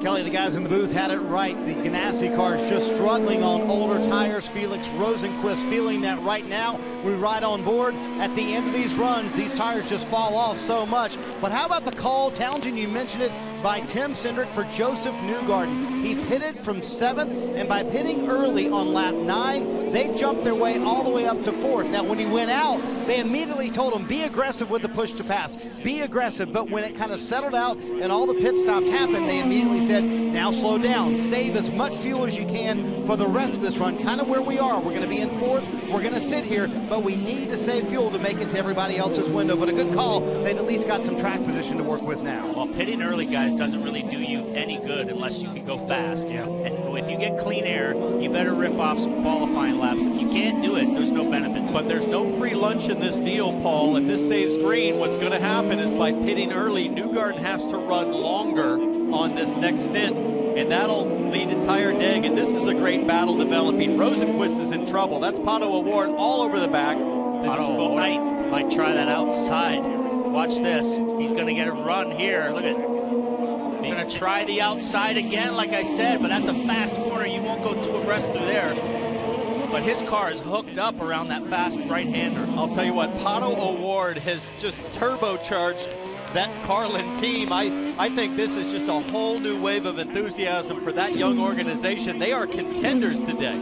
I said to Trevor Carlin during our pre-race on Gold, oh, he's got to move. He's down the inside. And Rosenquist knew he couldn't fight that. Way wide, so had no option but to give up. I said, this Pato O'Ward kid's got all the hype coming in behind him, huge hype. I said, what do you think? Do you rate him? He said, well, hype is one thing. You got to get it done on the racetrack. And He's getting it done. Well, he's getting it done against a guy with a ton of hype, Rosenquist, and they both have the same number of laps since their last pit stop. So you could see Rosenquist struggled in qualifying. Remember, he had the fastest lap in qualifying, and then on the final round, he couldn't get within a second on used tires. So it looks like Ganassi's got to figure out how to make them last. This is the battle up front, Lee for second. Can you imagine saying to Colton Herta, Marty, who's sitting in second, we're watching now, maybe this time last year, hey, in the next 12 months, you're going to be in a fight for the lead of an IndyCar race with Will Power and Alexander Rossi. He wouldn't have believed you, but he is showing that he fits right in. He's showing he belongs here, doesn't he? I mean, he's threatening the perennial favorites. Like Will Power goes a little bit wide right there, but Alexander Rossi trying to get that spot. So, you know, I talked to a couple of strategists down here this morning, Townsend. They said, think of this sort of like a NASCAR race at Darlington. Those new tires mean everything, and as soon as you can get new tires on,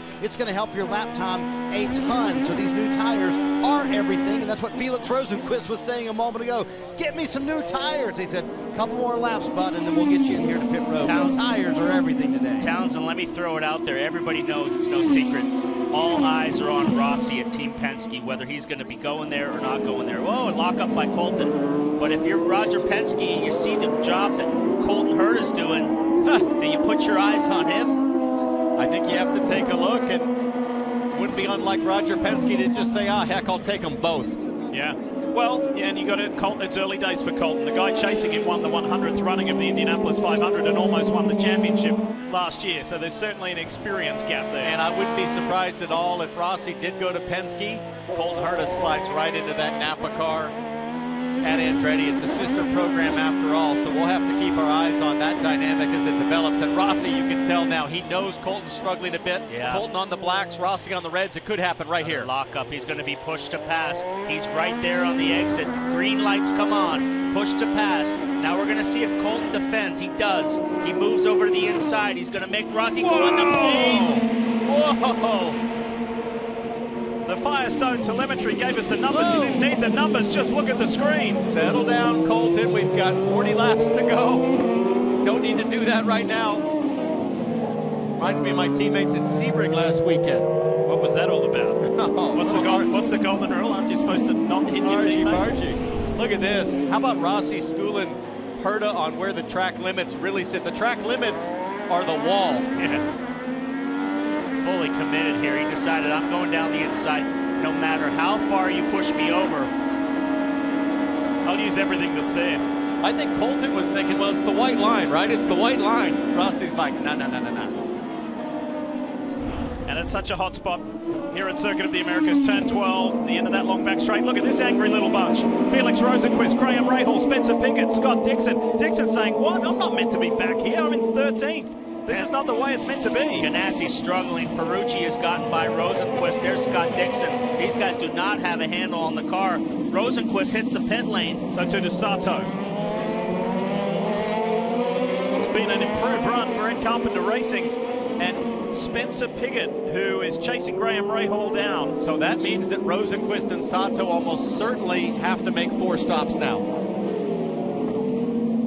Yeah, they put themselves in a box here. Felix Rosenquist coming down pit road. Nobody has less push to pass left than him. Only 38 seconds left on the push to pass. It's going to be primary tires. They are struggling on these old tires in the Ganassi group. Just 22 laps in the books, working lap 23 right now. The NHL's biggest stars shine bright on Star Sunday tonight at 8, Nathan McKinnon. And the Avalanche clash with Patrick Kane and the Blackhawks on NBCSN. NHL Star Sunday presented by AT&T. Did you ever play hockey, PT? Oh, absolutely. I was a goalie, and then I came to a point at 12 years old. It was go to New Zealand to go-kart racing or play hockey, and our team sucked pretty good, so I decided to quit hockey and go racing. It's not hard for me to imagine you standing there at the goal with a big stick, just whacking people. Here we go. James Hinchcliffe is in. And Kev standing by. Kev? From a 15 starting position, Hinchcliffe, everyone off sequence just a little bit, has worked his way up to 7th. He's going from sticker reds the last stint to primary blacks. They asked him, you want a little late? He said, no, I was going a little bit loose that time. Hinchcliffe back out.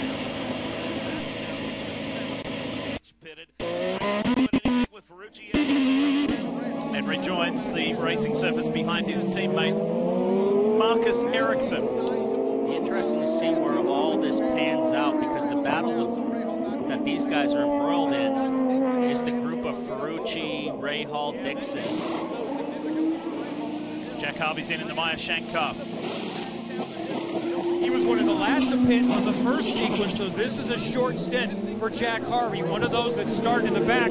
As we watch Rahal and Ferrucci going at it on track, Harvey is one of those hoping something gets shaken up with a timely caution. Comes in and you stay out. And that was pretty straightforward there for Graham Rahal. Ferrucci decided to try and defend, but Graham just blew on by the 20-year-old rookie, who's doing a super job in that David Yerman coin car. So it looks to me, Townsend, like the blacks hang on much longer than the reds.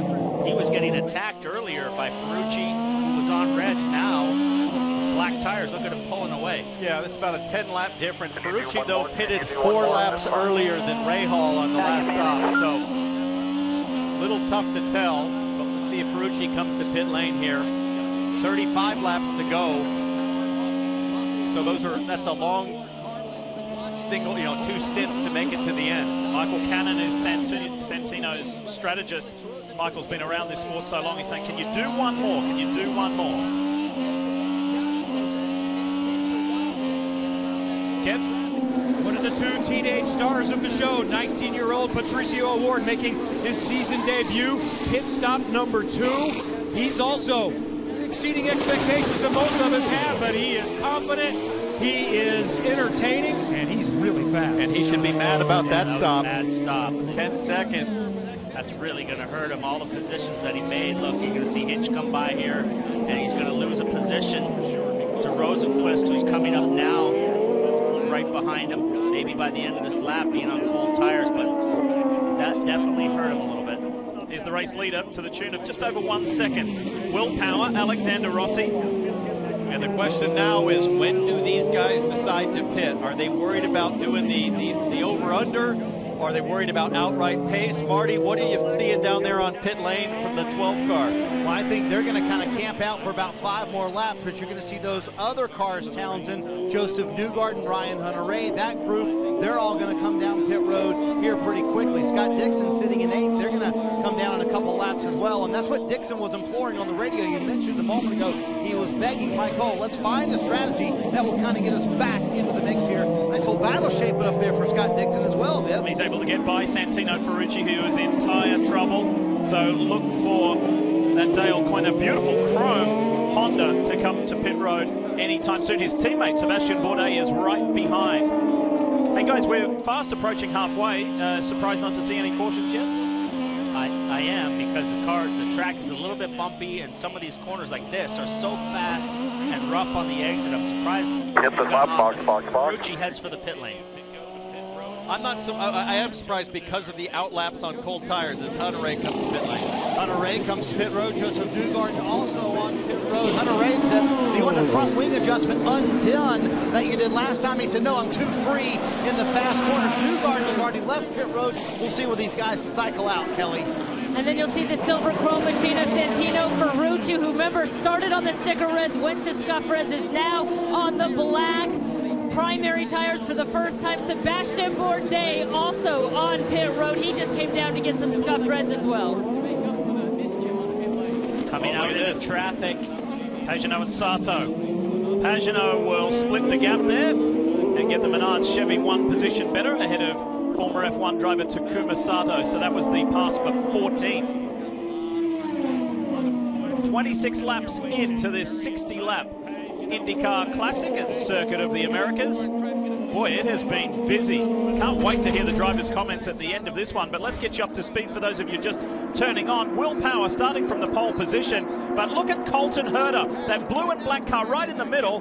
He gets between Dixon, Hunter-Reay, and he's going to chase Alexander Rossi down the hill as Dixon goes wide, and so do 3 or 4 others. On board with Santino Ferrucci, and that was Zach Veach just in front with contact to the left rear of Graham Rahal. Veach had damage, had to go to pit lane. Then this happened, Paul. Graham Rahal making a move on our series champion, Scott Dixon. Graham Rahal has been on the move all race. And then Rossi comes out with his somewhat teammate, Colton Herta. Colton Herta gets by, but Rossi was able to get him back, but the guy who's been making moves, Pato O'Ward. Sensational pass on Graham Rahal on the outside of the fastest corner. That was the a portion of the 120 strong support group. And then Alexander Rossi using all of the road and then some to get by Colton Herta, who has just made his second stop in this race. And here he comes, the points leader, Joseph Newgarden, on the left of your screen. This will be good. So difficult for Okay, Colton you're still in Herta. front, staying in front of the two. Stay in front. Tire pressures are down. You're bottoming all through the S's as Scott Dixon leaves pit lane. An interesting chess match, guys, to see what tires you take when. So this is Mike Hull's call to answer Scott Dixon, saying we need some strategy. He goes with sticker red tires, comes out in traffic. We'll see if he can hold some of those guys off. He's going to have his hands full with Graham Rahal right here, who's on hot tires. Nowhere to get through in this section. It's all single file, but if he stays tight, Townsend will have a run down the back straightaway to the hairpin on push to pass. Best chance for Graham Rahal might come in this next straightaway, exiting turn 9. Let's not forget about Spencer Piggott there, the third car in shot. He pitted 2 laps before Rahal. Look at this, down the hill, out of 9, through 10, up to the hairpin. Can Graham Rahal position himself? No, Dixon defends. Dixon defends, but now Graham will have a great exit down the long back straightaway. Expect both these guys to be on the button. Watch Graham's right hand. Watch the green lights on the dash. He's on push to pass. So is Dixon. Dixon defends. Cuts down to the inside. There's not many guys that can outbrake, but look at the draft now. Here it comes. Rahal has used a ton of push to pass Still as he there. gets by Scott Clear. Dixon into turn 12. Marty? Maybe a little bit earlier than we expected the leaders, but they're coming in. You see Will Power behind him, Alexander Rossi. Rossi said, we're faster on these reds. I just can't get close to Power. When I do, I can't make a move. And we talk about that chess match. Rossi going with red sticker tires, or actually primary sticker tires. Will Power going to reds here. Let's see where they cycle out with the 88. They leave pit road awfully close. Pretty close. Pretty healthy gap there for Rossi. That should be enough for him to get tire temperature. And remember, pit stop was a little bit longer for some of these guys. Pato O'Ward especially lost out in this sequence. You can see Newgarden coming up on Herta there in the background. That was a blistering stop by Team Penske. They were nose to tail, him and Rossi, as they came in the pits, but now he's got about a 2-second lead. So, check this out between Santino Ferrucci and on the right, the Dubai-based driver in Ed Jones. Check this out. Whoa, wheelie time from Santino Ferrucci. Well, he got off the track there and hit those yellow curves. They call these the sausages, and they'll just launch your car. Watch this in-car and watch how hard it hits. Oh, front wheels off the ground. I tell you what, you hit that on the bottom of the car, and it's going to leave you stinging. And he is the smallest driver in the field. That may have hurt. He's only about 126 pounds. He's tiny, but he can wheel one of these Indy cars. Can anyone catch Will Power? We'll see.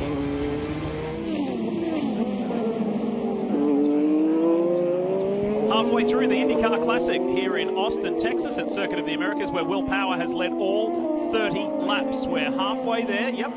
And then in second is Alexander Rossi, and Colton Herta has bridged that gap somewhat. But Will Power out in front. He is the reigning Indy 500 champion, and this May you will see the Indianapolis 500 for the very first time on NBC Sports. We are very much looking forward to that, and it was announced this week that one of our new teammates is right there. Danica Patrick will join Mike Tirico on the host set, and it's going to be terrific to have Danica part of the team.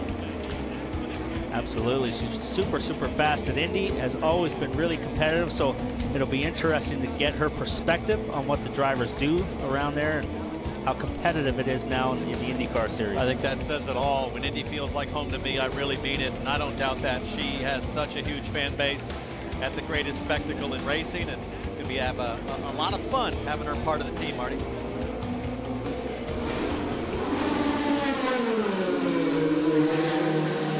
Oh, hey guys, we lost the IndyCar community lost a great friend this week when Father Glenn O'Connor passed away from cancer at the age of 66. You know, he was a chaplain for the Catholic faith at the IndyCar Ministries, and he was the pastor at the St. Suzanne's Church. But the most important thing was he worked on IndyCar pit crews for 40 years as he was going through his ministry school. And Father Glenn was just one of those guys.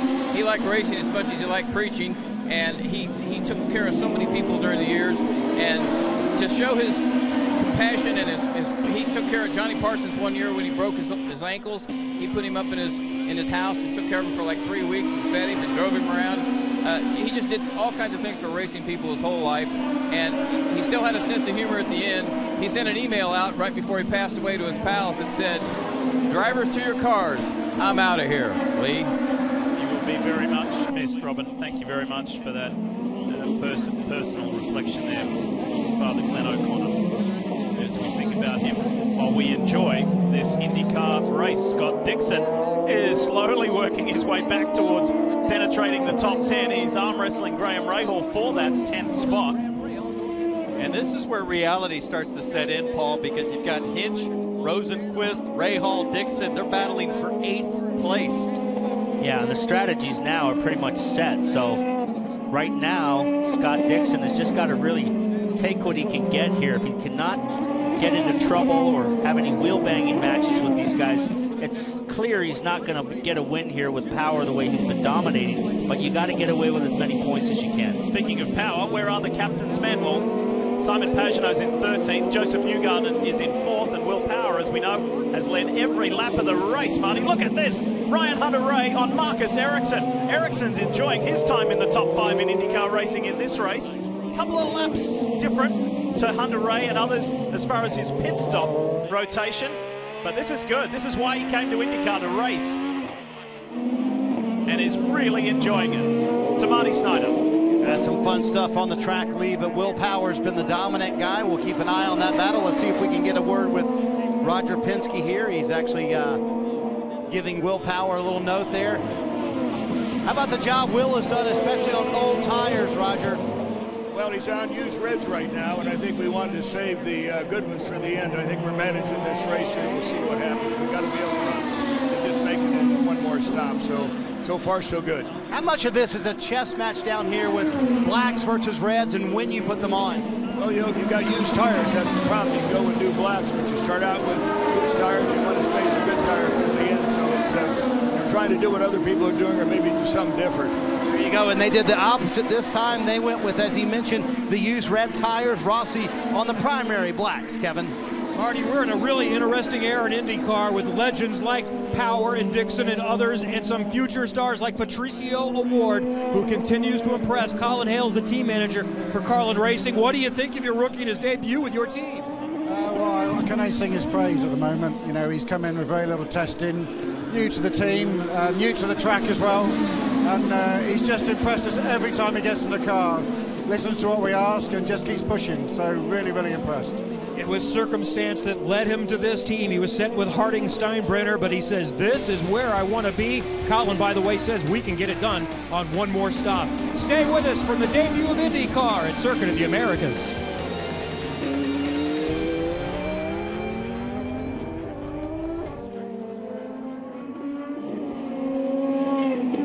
NTT IndyCar Series racing here at Circuit of the Americas for the first time. The track was built throughout 2010 and 2011, and the US Formula One Grand Prix debut in 2012, and has hosted so many racing series from around the world, and it's a thrill, it's a delight to have IndyCars here for the very first time. As we welcome you back, Lee Diffie, Townsend Bell, Paul Tracy with you. And Will Power has enjoyed a great day up front, but you will see him do what he just did there, looking in his mirrors more often. He's got to go about another 10 laps, and Alexander Rossi is getting closer and closer and hassling the reigning Indy 500 champ. He was under a lot of threat from Rossi. Rossi was really pushing the issue, and he came over the radio and said, what tires is he on? And Marty Penske said, just chill out and buckle down, and he's pulled the lead back out to about a second and a half. Yeah, you know how Will Power can get sometimes. He can get freaked out inside the helmet, and Roger Penske saying, hey, just calm down. We've got a good lead here. He desperately wanted to know what tires Alexander Rossi was on. And as one team described it, watching Will Power, it looks like he's on a carnival ride on those used red tires right now. He's got his hand full inside that 12 car. He's got to make it last for about 8 or 9 more laps. Alexander Rossi and Will Power will then both pit at that time, and they both have sticker red tires left. I think Rossi, in the back of his mind, is thinking, if we can't get him on the pit stop, I think I have the quicker car. I can pass him for the win. This is going to be a fun end of the race. Firestone telemetry giving us the numbers there on screen. Behind this trio, Joseph Newgarden is fourth. Ryan Hunter-Reay and Marcus Erickson have been having quite the duel over the top 5 spot. And then Patricio O'Ward, let's take you back a few moments ago. Check this out, fellas. Oh, Rosenquist spins.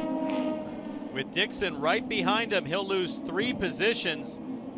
And Rahal's had an eventful day. Erickson locks it up, no, that's almost. Hinch, that's Hinch. Hinch locks it up almost into the back as Rosenquist spins. So these tires are really going away on these guys. They're struggling for grip. Power's complaining of grip, and now Rossi is starting to close that gap back down again. So people often say, well, they don't ask that bluntly, why is Scott Dixon, or how is Scott Dixon a 5-time champion? I'll tell you, because he's now up to 8th. As miserable a day as he's having, he's going about it in a Scott Dixon way. 5-time champions do it by minimizing the bad days, and Dixon makes a move on O'Ward, and that's surprising. As quick as O'Ward's been, I wonder if O'Ward kind of overdrove the stint a bit and just burned up the tires too much. Dixon looking in the mirror, just measuring how much push to pass do I need to give myself a comfortable gap, and then he can focus forward on the next car ahead, which will be Marcus Erickson. Now the question I have about Erickson, he last pitted on 23. I'm skeptical that Erickson can make it on one more stop, because he would have to do 36 at 18 lap stints basically to get to the end. He's been pushing hard. I don't know if he can make it on fuel, Kelly. I can tell you that the team has been asking Marcus Erickson to manage his fuel numbers during this stint. You saw Ryan Hunter-Reay get around him. They told him really not to put up a fight there. Further exacerbating the point, when he comes to pit road, he will be getting some sticker red tires, and the team just told him those will be his tires to the end, so they do expect him to be able to make it on one more. Scott Dixon on screen, and the famous Kiwi brings a thought to mind, and we have to say that we are all thinking of everybody in Christchurch, New Zealand, affected by those terrible acts. And Scott is saying, stay strong, New Zealand. He's running that not only on his car, but also on the front of his helmet. And then we say at the same time, under very different circumstances, how sad we all are at the passing of Charlie Whiting, the FIA race director for Formula One for so long. So 2 things we'd rather not be talking about, but we do have to mention, that's for sure. Scott Dixon marching forward. He slipped back. He's going to have a nice little run here on Erickson as they come down on the straightaway here. One side, then the other. Thinks about it. Here comes Scott Dixon. It's the Ganassi car on the arrow, Schmidt-Peterson Honda, and that was pretty straightforward. And a little bit of a welcome to IndyCar moment for Erickson, who's been told, as Kelly reported, save tires, save fuel, and oh, by the way, don't let that guy that's a 5-time champion get past you. So Erickson is one of 7 IndyCar drivers from Sweden. Not many, right? And the guy who encouraged him and his father to get into racing was Fredrik Ekblom. And Fredrik's one of those 7 to have done it. He did 1 race season in the mid-90s, 94, 95, and 96. And when Marcus was a little boy in Sweden, he went to Fredrik Ekblom's go-karting center. And Ekblom pulled Mr. Erickson aside and said, listen, out of all the kids that are running here, your kid has something. You should get him into racing. So it's kind of a beautiful story that's come full circle. Marty? Well, we saw Scott Dixon get around Erickson just a moment ago, Lee. That is the 4th on-track pass for Dixon just in this run. We talked about their struggles earlier and how they were struggling on old tires. Pretty quick right now. In fact, Scott Dixon thanked Mike Hull, said, hey, car is much better this run. They want to get back in the game. They want to get on sequence with everybody else pit-wise, and they made big adjustments to the car last time. The issue, though, is all the guys in front of them, 1 through 5, have sticker reds for the final stop of the race. Scott Dixon does not. They used that a couple of runs ago, so they'll have scuffed red tires for the final run for Scott Dixon. 23 laps to go here at Circuit of the Americas, and it has been green the entire way, but not for a lack of action. It's been fascinating.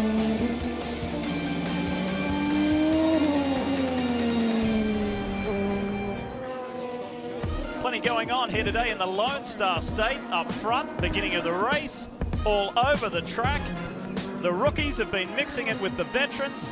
The champs have been getting beaten up. There's new names, big spirit, high energy, and a great vibe here at Circuit of the Americas. As we welcome you back, live coverage here on NBCSN. This is the IndyCar Classic. They pulled a big gap now on Colton. as Rossi continues to pressure Power, but just can't seem to find a way to get close enough to effectively use that push to pass. And if you caught that on the left-hand side of the screen in terms of push to pass seconds remaining, Power sitting pretty there, 116 to Rossi's 68. And then you got Newgarden, Hunter Ray with 120 some odd seconds in the bag as well. We've got some radio on Rossi here. I think Will is just running to a lap time to maintain his tires for the full stint. Yeah, copy. I'm trying to do that. It's so much harder in traffic.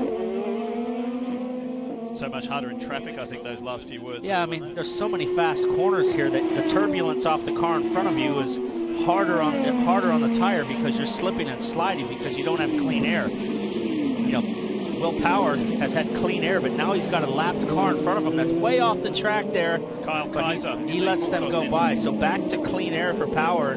He's just maintaining the gap. Yeah, Rossi knows that if he pushes at this stage right now and tries to get close, he's, like you said, Paul, he'll just burn up those Firestone Blacks. Marty reported earlier, top 3 cars, Power, Rossi, Herta, all with sticker reds to finish this race. This is going to come down to in-laps, pit stops, and out-laps. That's what's going to decide it if it stays green. Marty? Yeah, it's just a pacing game at this point, Townsend. About 5 laps until these leaders do come down pit road, and they told Rossi, just keep the 12 kind of at that gap. This pit stop's going to be very interesting, as you mentioned. You hear Rob Edwards right there kind of walking him through 4 or 5 more laps until they pit. He just told him that, so he just wants to keep the 12 kind of right there, and a little bit of action further back there, Dip. Cars all over the place. Oh yeah, Marco Andretti, Sebastian Bourdais. This is a little further down. Bourdais is in 16th spot. Marco Andretti in the US Concrete entry got that 15th spot. They're chasing Matthias Leist. Matthias Leist is having a nice little run. We haven't seen him all day, but he qualified well. Right here, Bourdais covering the move from Andretti, but Andretti committed down the inside with a nice clean pass. Gets squeezed at the apex by Bourdais. Bourdais runs it off the track.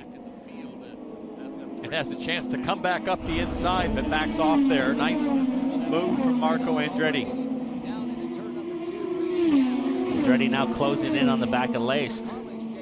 Unfortunately, though, that's the battle for 14th, 47 seconds off his teammate Alexander Rossi, who's now only 6/10 behind Will Power. There it is. That's what 6/10 looks like as they work their way towards, closer and closer towards their last pit stop in this race. 20 laps remaining.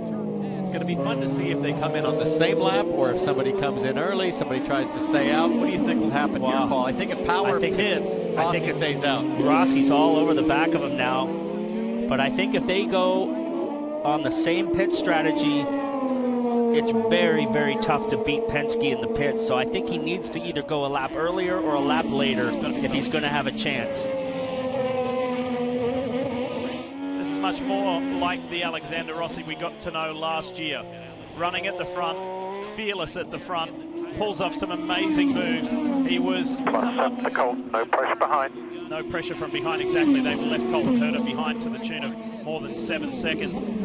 Rossi ended up finishing 5th in St. Petersburg 2 weeks ago and said I didn't really have a race with anyone. It was kind of a very straightforward event for me. Here is Spencer Piggott in the Ed Carpenter Racing Chevrolet. And we give you the Chevrolet driver update. Spencer's running in 13th position. He's been in the mix quite a few times today.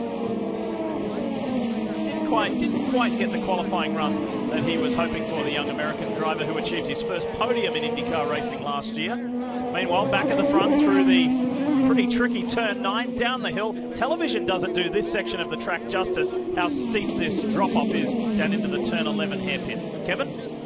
First of those in the top 10 trying to make what they hope is their final stop. As we see one of the Ray Hall Letterman cars and Takuma Sato, now Patricio Award. They're going to have to do some fuel saving.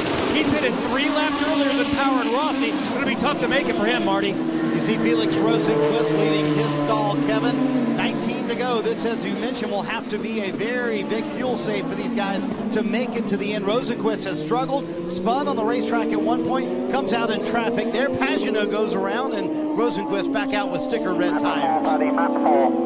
Well, to quote Kenny Loggins, this is the danger zone for the leaders. If a yellow comes out right now, it is bad news for Power and Rossi, and it could come from some mid-pack battle like this one. Rahal on Erickson. This is for 7th, and that's fairly straightforward. Down the back straight into turn 12. There's a bunch of millennials watching that have no idea what you're talking about, by the way. Get on Google. Kelly?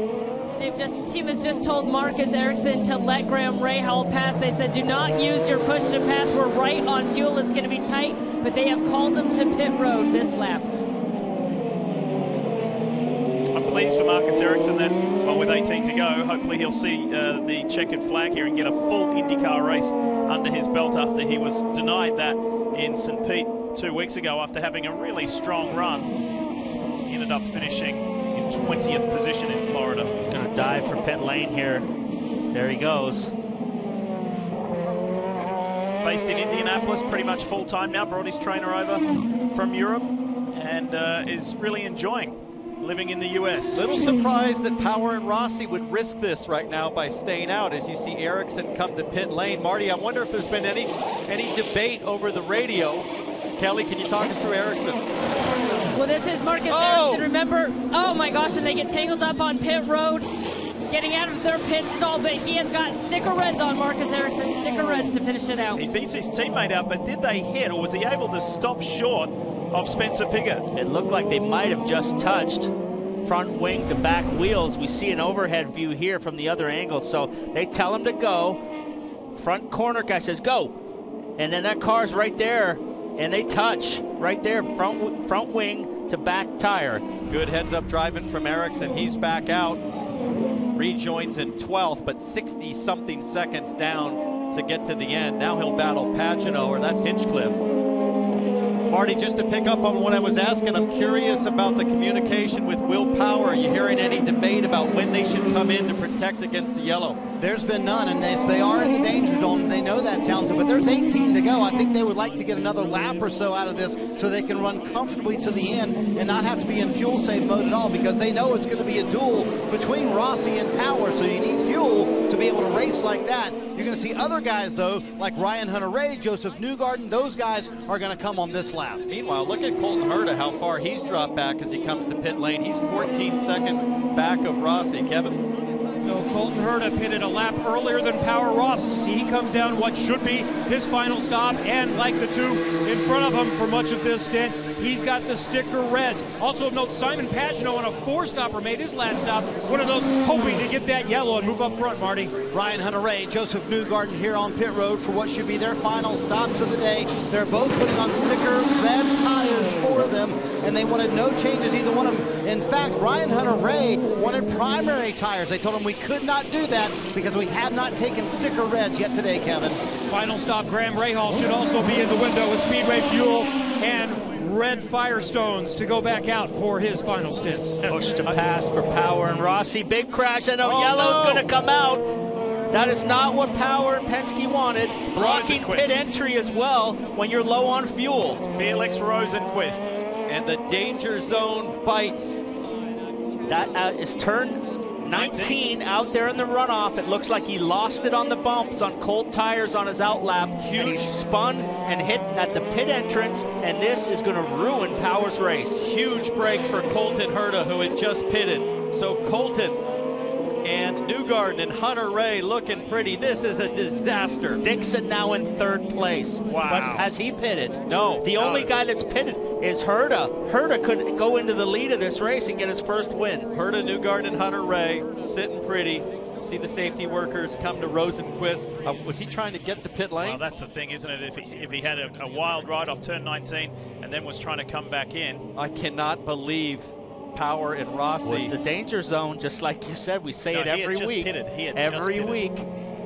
Rosenquist had just pitted, so he wasn't trying to get back to pit road. He was on cold tires out there in the bumps. Must have had low ride heights. And get away from you, but tell you what, you said it. We say it every week. You hang yourself out there when guys are on cold tires or mixing it up on cold tires, and here's the replay right here.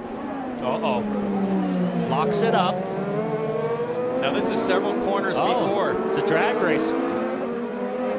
Trying to get around the Schmidt-Peterson car of James Hinchcliffe, so he's on the outside of Hinch. Out wide, Pagenaud's there as well. Oh, there might have been contact here. Look at this. Hinchcliffe does not give up. He's way out there. Oh, they touched. Oh. They touched. Hinch just got big time into the back of Rosenquist. And that's what happens when you're racing guys on cold tires and the leader doesn't pit. You're in the danger zone, just like we said. That's certainly going to draw the review of race control as well. I'd have to say that's pretty much all on Hinch, really. Totally. The view from Santino Ferrucci's car. Box. Nice and easy on the way in. You're going to have to come around Chilton again.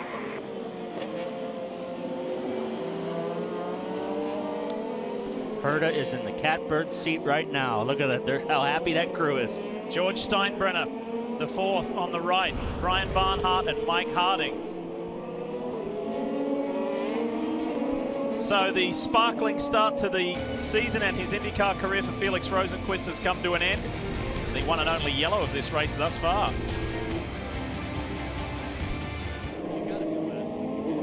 Well, this race has taken on a very different complexion as we welcome you back to the IndyCar Classic under the one and only full course caution. And the accident between, and the contact between James Hinchcliffe and Felix Rosenquist is officially under review from race control. We'll update you on that as soon as we get any word. There is the Honda pace car, the official pace car of IndyCar, with Oriol Servia, former IndyCar driver, behind the wheel. Oriol said to us on the pre-race show, he said, I've really got to hustle this thing, certainly pre-race, just to stay ahead of these guys, to have them at a decent pace.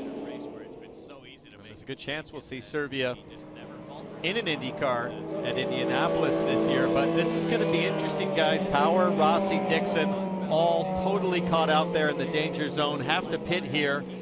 Herta will effectively become the leader, but Joseph Newgarden will be second on the restart, and he has 127 seconds of push to pass to Herta's 43. But let's look at what led to this full course caution. Well, that's part of it. That's the contact with Rosenquist. It's broken the front wing and cut the front tire. James Hinchcliffe just limping around. Contact at turn 19 between himself and Swedish driver, the rookie, Felix Rosenquist. Fastest corner on the track right there. They make contact. Rosenquist goes around, hits hard on the front suspension. He's at the hospital unit right now. We hope we can get a quote from him, but kind of just got hung out by Hinch. Do you think, if when you watch it again, you watch Hinch and watch the amount of bumps that he's having to deal with on that tighter line, is he trying to get his car under control and just couldn't get it to turn and then just... I just don't think, it's such a bizarre behavior to go wide. It's very abnormal as these guys come to pit lane. I just don't think Hinch calculated the grass that Rosenquist had to avoid and how much he was going to swerve. Top three. Herta, look to the bottom of your screen. You should see Colton Herta inherit the race lead as a lap car down. There is Colton Herta. So Rossi peels off. Power and Dixon. Let's hit pit road.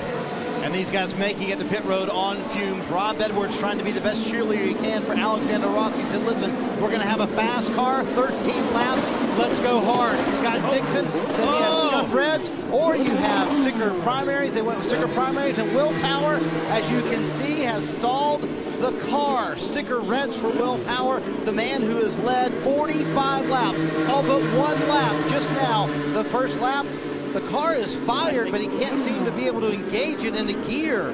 That seems to be the issue. The car is sitting here making noise. I can hear that it is running, but he can't get it to go into gear. So we'll see what's going on here with Will Power, who led every lap until just a moment ago.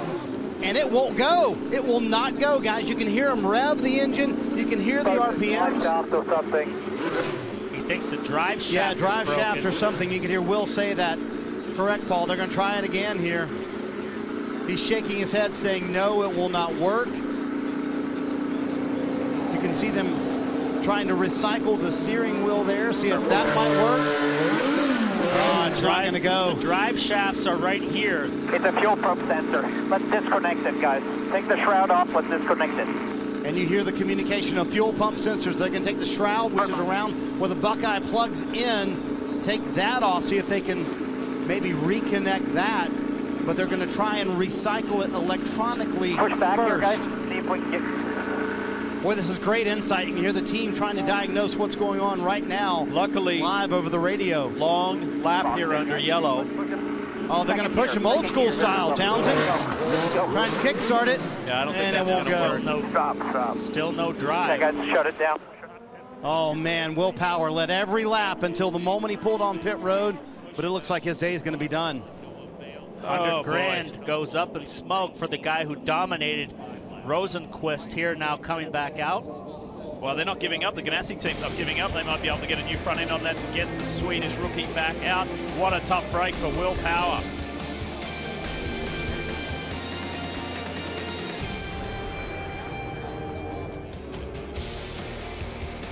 You've been watching NBCSN's coverage of IndyCar, brought to you by the all-new Chevy Silverado, the strongest, most advanced Silverado ever.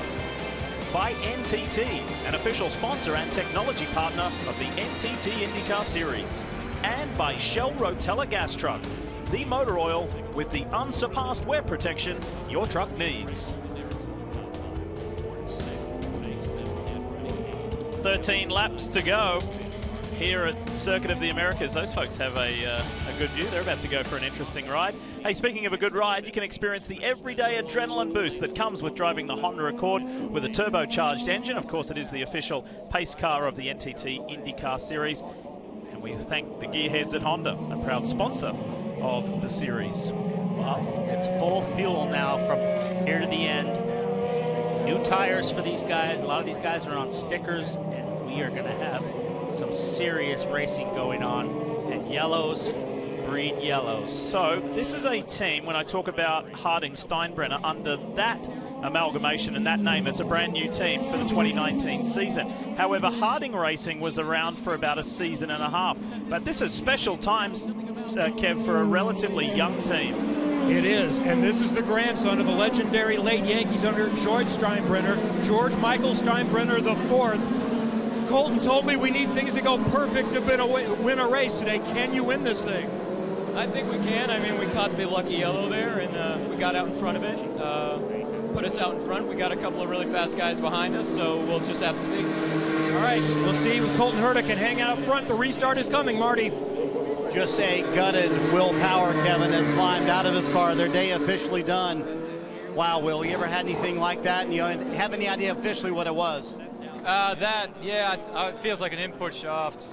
I just released the clutch snap, and I could kind of hear it grinding together. So massively disappointed, man. Like, you lead so many laps and work so hard all weekend to put yourself in the position. And if the yellow didn't get us, the drive shaft did. So yeah, I hate the way this series does this pits closed BS. You can be the best guy out there, lead all day, and a yellow can fall, and someone could just fall into a lottery. It's the only series in the world that does it this way, and it needs to change. Any conversation about maybe pitting early there, because you guys were clearly in the danger zone, Will? Yeah, absolutely. I mean, I would have been keen to pit early. These guys are looking at the times, but they can see better than I can, and just trying to cover Rossi, I guess. And man, in another hole at the beginning of the season. But the guys have done a great job. We're quick every weekend. I just don't know what to do. I just want to have a good run, man. I just want to have a normal run in a season without this sort of crap.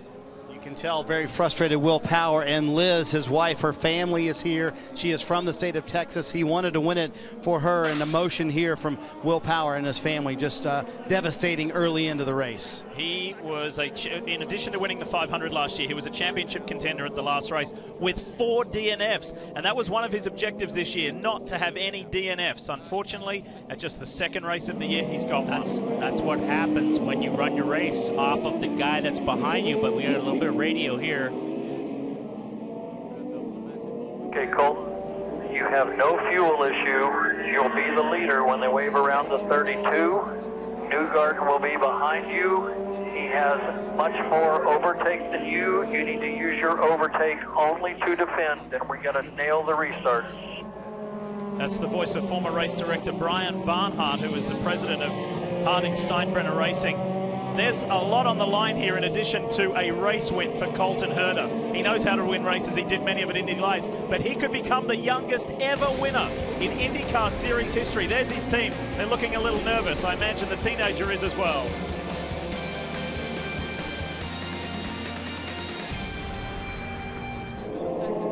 All right, get ready to pick your winner.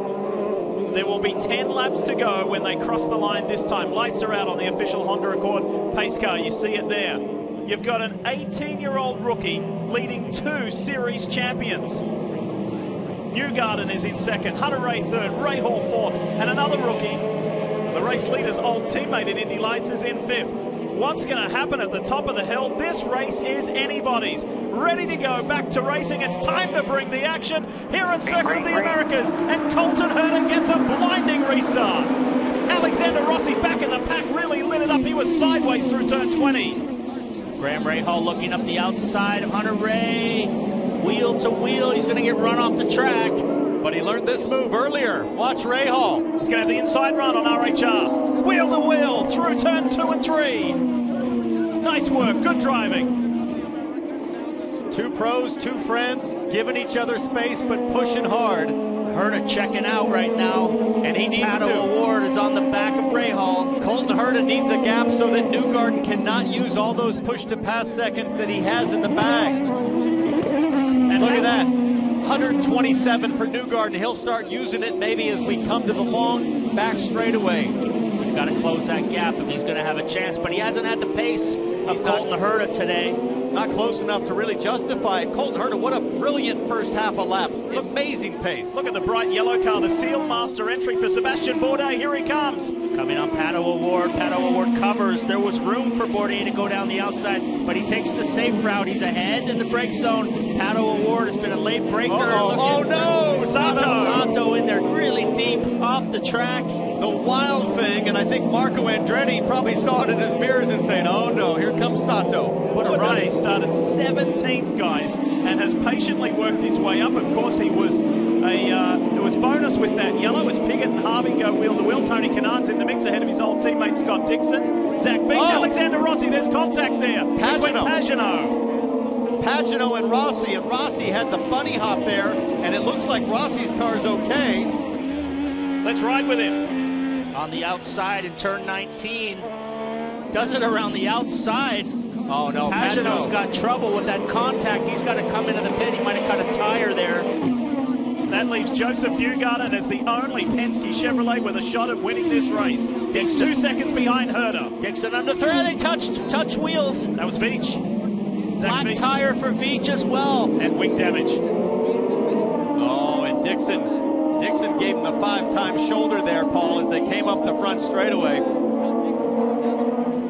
That wing breaks off. That's going to be in the middle of the track somewhere. This is going to straight line the S's here, sensibly done. Quick update from race control. No action on James Hinchcliffe and the Felix Rosenquist incident. And also Marcus Erickson, Hinchcliffe's teammate, was sent back for, the team was penalised and the car penalised for not avoidable contact, for an unsafe release in the pits. Here's Rossi, Dixon just in front. Pagano slides down the inside. They make contact there, but I think Rossi had another go at him right here. Well, I think it happened at the end of the back straight, Paul. Here it is. Tire to tire. And you would think Rossi would come away with the damaged car, but it was actually Pagano. Here's a replay. It's like, I'm not having any of that. You give me the horn, you're going to get the horn back. I think it bent the toe link on Pagano's front toe link. This is Veach and Dixon. Veach just gets it wrong and touches the back. I'm surprised that's not going to cut down Dixon's tire. I'd like to see another angle and see what Dixon may or may not have done in terms of reacting to Veach popping there. Look at the gap Herta's built already. 2.5 seconds. That's impressive. 2.58 to go. Brilliant job. No overtakes needed yet.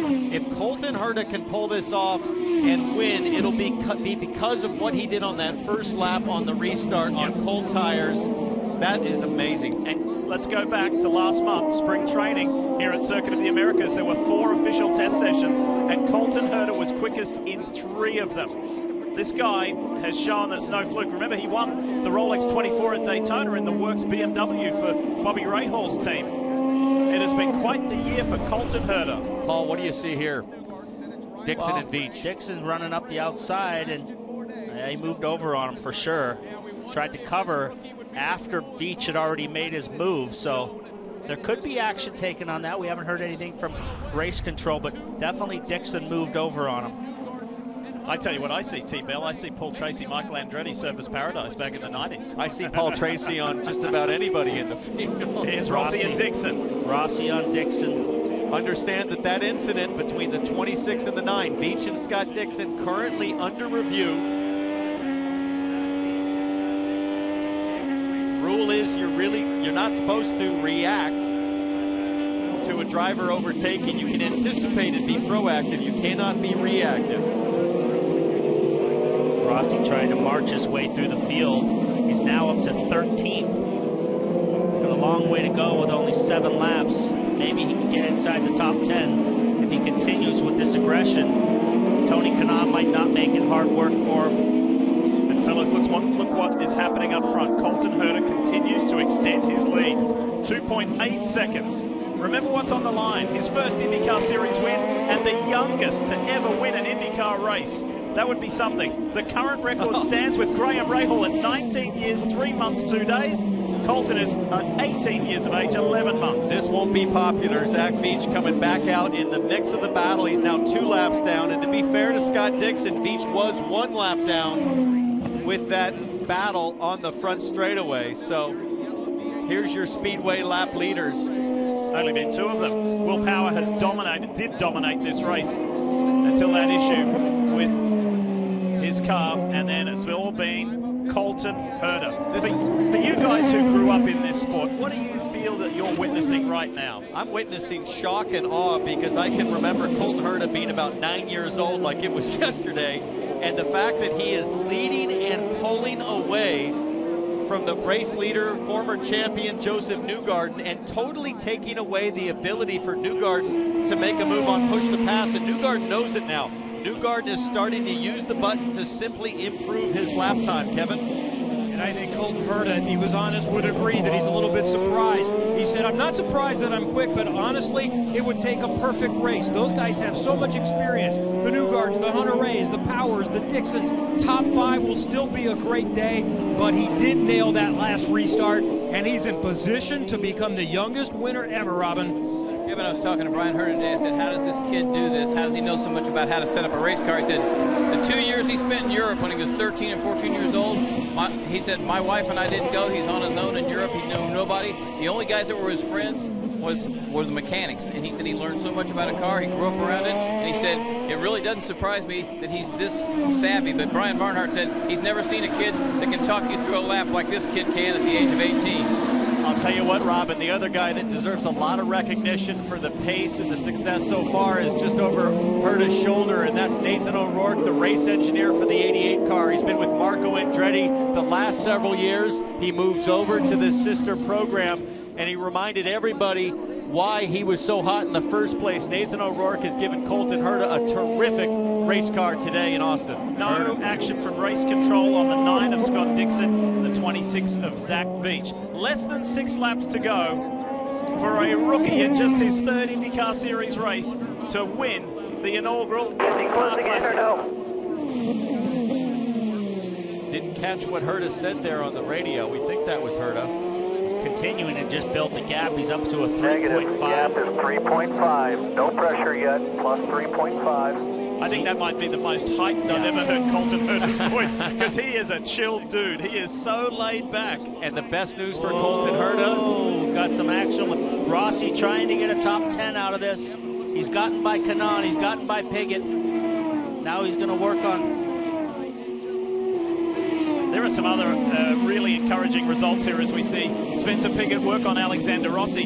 Graham Rahal is behind Ryan Hunter-Reay in 4th. Sebastian Bourdais in the top 5. And the second rookie is Pato Award in 6th. Marco Andretti has an encouraging 7th on the boil. Takuma Sato in the top 8. Jack Harvey for Maya Shank Racing. The SiriusXM Auto Nation car is in 9th. That'll be 2 top 10s for Jack Harvey and Maya Shank. That's awesome. And then Ed Jones is in the top 10. Wow, some really interesting results today with coming up to just over 5 laps remaining.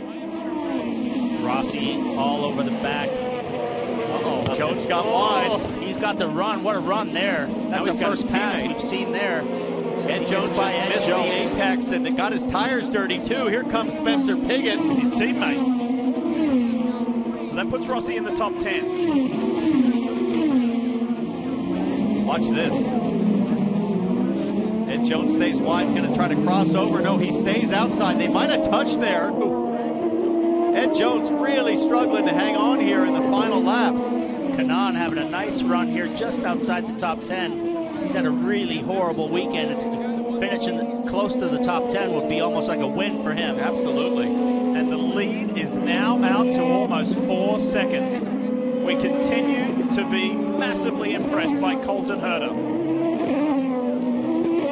And I'm watching that push to pass, and the good news for Herta is Newgarden's only answer is to burn push to pass. He needs lap time at this point, however he can find it. If you're a young driver out there and you wonder, how could I be an IndyCar driver? Look at Herta and O'Ward.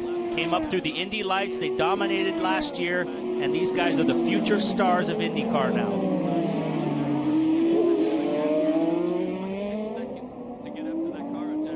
There's Kanaan on Ed Jones. This is for position. This is for 12th. Boy, it'd be nice if TK Tony Kanaan could get the AJ Foyt Racing AB Supply Chevrolet in the top 10. Of course, in the home state of his team boss, AJ Foyt. Kanaan was so frustrated on Friday. I went and saw him after practice, and he was so dejected at the fact that they were 2 seconds off the pace. But a veteran knows how to learn in a race, and I get the feeling that Tony Kanaan has just studied one thing. If you're at the back of the pack, that means everybody's in front of you and you can watch them and measure yourself, and it feels like Kanaan is finally stringing things together. There's another great asset in this Harding Steinbrenner organization. It is IndyCar legend, Al Unser Jr. Imagine being Colton Herta. Your dad is Brian Herta. You got Brian Barnhart on the box. You got Al Unser Jr. to just bounce things off. I mean, there's a terrific support network there for Colton Herta, but at the end of the day, when he gets behind the wheel, he's got to deliver the goods, and he's done that in abundance today.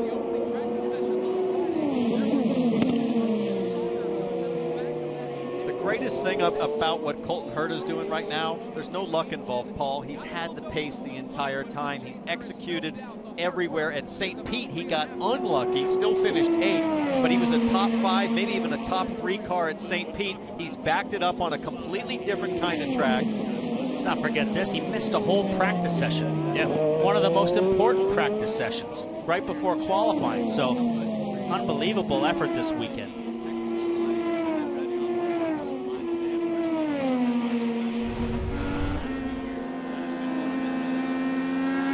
Look at how hard Rossi is trying here. Whoa! He almost lost it there. This guy has more monster saves than anybody in the sport. And now, Pato O'Ward under attack from Andretti, and that would be a great result for Andretti if he was able to get 6th. O'Ward's going to fight like the Dickens here to hang on to that top finish. Of course, benefiting from that yellow, but Marco started 20th. If he could finish 6th, that would be huge. Rossi's back there coming up on Jack Harvey, but someone's got to tell Jack Harvey to start burning some push to pass. He's got 130 seconds left with 3 laps to go. 3 to go. Let's not forget the story about the driver in second. Joseph Newgarden from Team Penske. He happens to be leading the championship points right now. He got shut out of the Firestone Fast 6 in qualifying, and that didn't go down too well. But he said, listen, I know I've got a good car. Let's just dig deep. Let's just stay focused, which was very much the theme at St. Petersburg 2 weeks ago when he brought home that win. His first win at St. Pete, by the way. Check this out, Diffie. That delta between Herta and Newgarden for push to pass was like almost 100 seconds earlier. It's down now to 40 seconds. So Colton just continues to make him burn, push to pass, and bring things neutral. Advantage Herta all the way. Joseph had nearly tripled the push to pass. Nearly and triple. He can use it every lap now to the finish, and so can Herta. Only a couple laps to go now, as we see Pato O'Ward still under attack from Marco. All right, we've got some interesting radio here from the Harding-Steinbrenner team. Have a listen. Okay, Colton, no more overtake. We need to save it in case there's another restart. And one last long backstretch pull. 3-2 to go. Very smart call by Brian Barnhart. If there is a yellow and they go back to green, he's got to have some in hand. So smart, and that comes from a guy whose finger was literally on the button to go yellow for probably 20 years.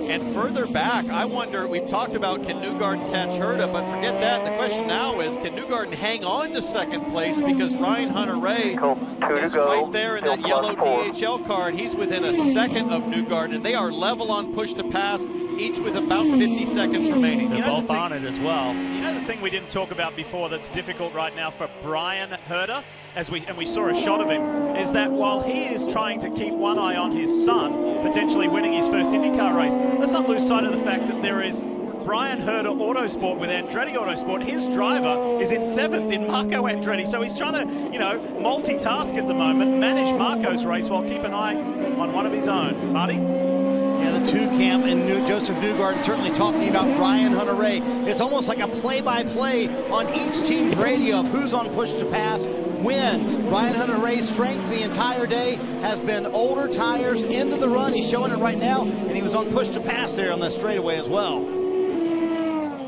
Herta on the push to pass, turned it back off. Newgarden, Hunter-Reay on push to pass. Hunter-Reay had a disappointing race, engine failure at St. Pete, has bounced back this weekend with a good result. Two Hondas sandwiching a Chevy, that of Joseph Newgarden, but this is so important for Ryan Hunter-Reay's championship this year. He was well placed at St. Pete, had that mechanical issue, was devastated, just said, what do I have to do to get some luck? Well, this is it. This is the race that he's been needing. Colton Herta is on his way to see the white flag very shortly here. And what a run for Graham Rahal back there. He kind of survived a lot of the battles, some contact on the opening lap, and I think a 4th place is going to be a great result if he can hang on. And if he didn't have a penalty in St. Pete in qualifying for blockade, and he raised his hand and said, yeah, it was valid, then Colton Herta can easily be your points leader right now. I said it back at the first race. There's a changing of the guard happening. A lot of these guys have been around a long time, Bourdais and lots of years, Kanaan, but these new youngsters coming in, like Colton Herta, O'Ward, Rosenquist, there's a big change happening right now in IndyCar. What a validation for the Road to Indy program. All this talent coming up through Indy Lights. Hunter-Reay came up through that program, actually through Atlantic's Newgarden Indy Lights. And Colton Herta. All of them, right? F2000, yeah. Pro Mazda, everything. Barbadage Pro Series, if you go that far back. What a fun season it's going to be with this talent. Final run down the back straight, this lengthy back straight that's 0.6 of a mile. This will be an enjoyable ride. Wonder what's going through this 18-year-old's head right now. He knows how to win races, but he's never won an IndyCar race before. This is something special. Giving up a little bit of lead. He's dropped off about a second in that gap to Newgarden, but he's got plenty in hand. He's got a lap car just up here in front. Hopefully that lap car will let him go. And what I love, he's used every second of push to pass now. He's not going to leave anything on the table. Final lap. Take this. Think about this for a moment. At 18, he won the Rolex 24 in Bobby Rahal's BMW in the GTLM class. He's got a Rolex wristwatch on his hand, on his arm. And now in this IndyCar for Harding-Steinbrenner Racing, the team that was launched at Yankee Stadium last December. What a moment. It's been a story. It's been a fairy tale. This second-generation driver now becomes the youngest to ever win in IndyCar. Colton Herta has done it. Way to go. Wave to your fans. Fantastic job. Wave to your fans. Fantastic, guys. Holy. Oh my God, those stops were unreal. Great job, everyone. Just happened. Make sure you thank Honda and Firestone. Fantastic engine, fantastic tires. You did a great job.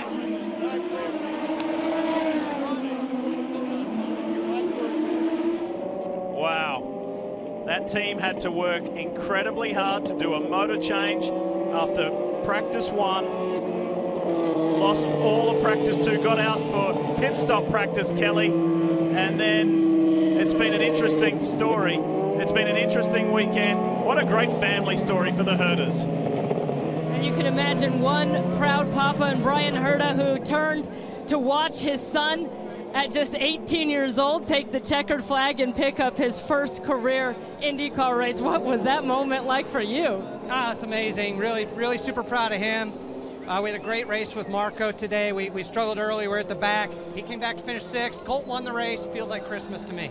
And that comes on the heels of his Rolex 24 win. When did you know that your son had such a gift? We're still learning. We're still learning. He keeps amazing me. And, you know, in that regard, I'm just a proud dad, and I'm amazed. What a job indeed. We'll let him go find his son. Congratulate him in victory lane. And look, all of his peers, his now peers, all of his competitors will be immensely proud of Colton Herta. What an accomplishment. What a day. The event was called the IndyCar Classic, and it has become one with the youngest to ever win an NTT IndyCar Series race. Colton Herta, well done.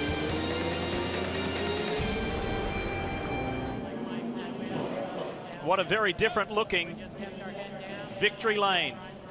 And there has never been one with an 18-year-old as the centerpiece. And I think Colton Herta may need a hand to get out of his car. He can't get out of it at the moment. He can't get the steering wheel off. He doesn't have any energy left. There we go. Wow. It's going to take a while for this one to sink in. Everything that has happened this weekend, Kevin Lee, what a remarkable performance. Colton Herta gets congratulations from Joseph Newgarden coming in to congratulate him. Graham Rahal also coming in from behind. These drivers have known Colton since he was 6, 7, 8 years old in some cases. Colton Herta becomes the youngest driver ever, surpassing Graham Rahal to win an IndyCar race. Standing on top of the race car, Colton Herta is an IndyCar winner a week before he turns 19. So we talked before the race, and I said, can you win? Are you ready to win? It's going to take the perfect race. Was that the perfect race? Yeah, perfect strategy, man. Dude, we were not expecting that. You know, I think we were going to get a podium. We were going to get a podium. We were going to get 3rd, I think. We had the pace for that. But holy crap, man. I am worn out. And that restart at the end just finished me off. Tell me about the last restart. You had champions behind you as Michael Andretti. Andretti Technologies supports this program with Harding Steinbrenner Racing. How did you hold off the champions behind you on that late restart? We just had really good pace on early on, you know. We seemed to fade at the end, but early on we were so quick, and that's kind of what led down to it. So, you know, it was a big team effort this week, and obviously we had an engine go in practice too, and all the boys worked really hard to get it back. Honda was working tirelessly to get the engine back in the car, and yeah, it was spectacular. How worn out are you? Oh, for sure. I need a nap, man. Congratulations. More from Victory Lane coming up. Now let's go over to Kelly. Yeah, Kevin, from one young driver to one young team owner and George Steinbrenner, what do you make of the job that Colton did there? He did a phenomenal job. Colton hit all his marks. He did everything right. The crew did everything they needed to keep us out in front of the 2 car the whole time, and everything went pretty much perfectly, and everyone did such a fantastic job, and I really just can't believe we're sitting here. I'm shaking. It's a dream come true. Such a young team. Could you have ever imagined finding success this quickly in this series? We knew we had everything, all the capabilities. We knew we had the driver, we knew we had the crew, we knew we had the equipment. It was just a matter of everything falling in the right places, and it couldn't have gone any better today, so we're pretty excited. It certainly did fall into the right place. A little bit of luck there, but then he had the task of holding off some pretty stout veterans behind him.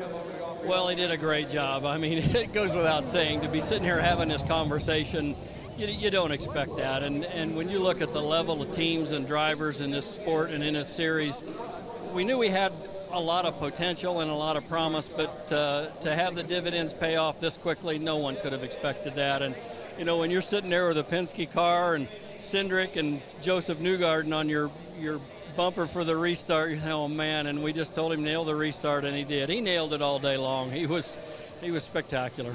Well, congratulations. Go enjoy this one. Thank you. Appreciate it. Lee. As we said a bit earlier, for Brian Barnhart and George Steinbrenner the fourth, and this man here, Colton Herta, it's going to take a while for this one to sink in, but an amazing performance. He's going to remember this for the rest of his life, and so too is his father.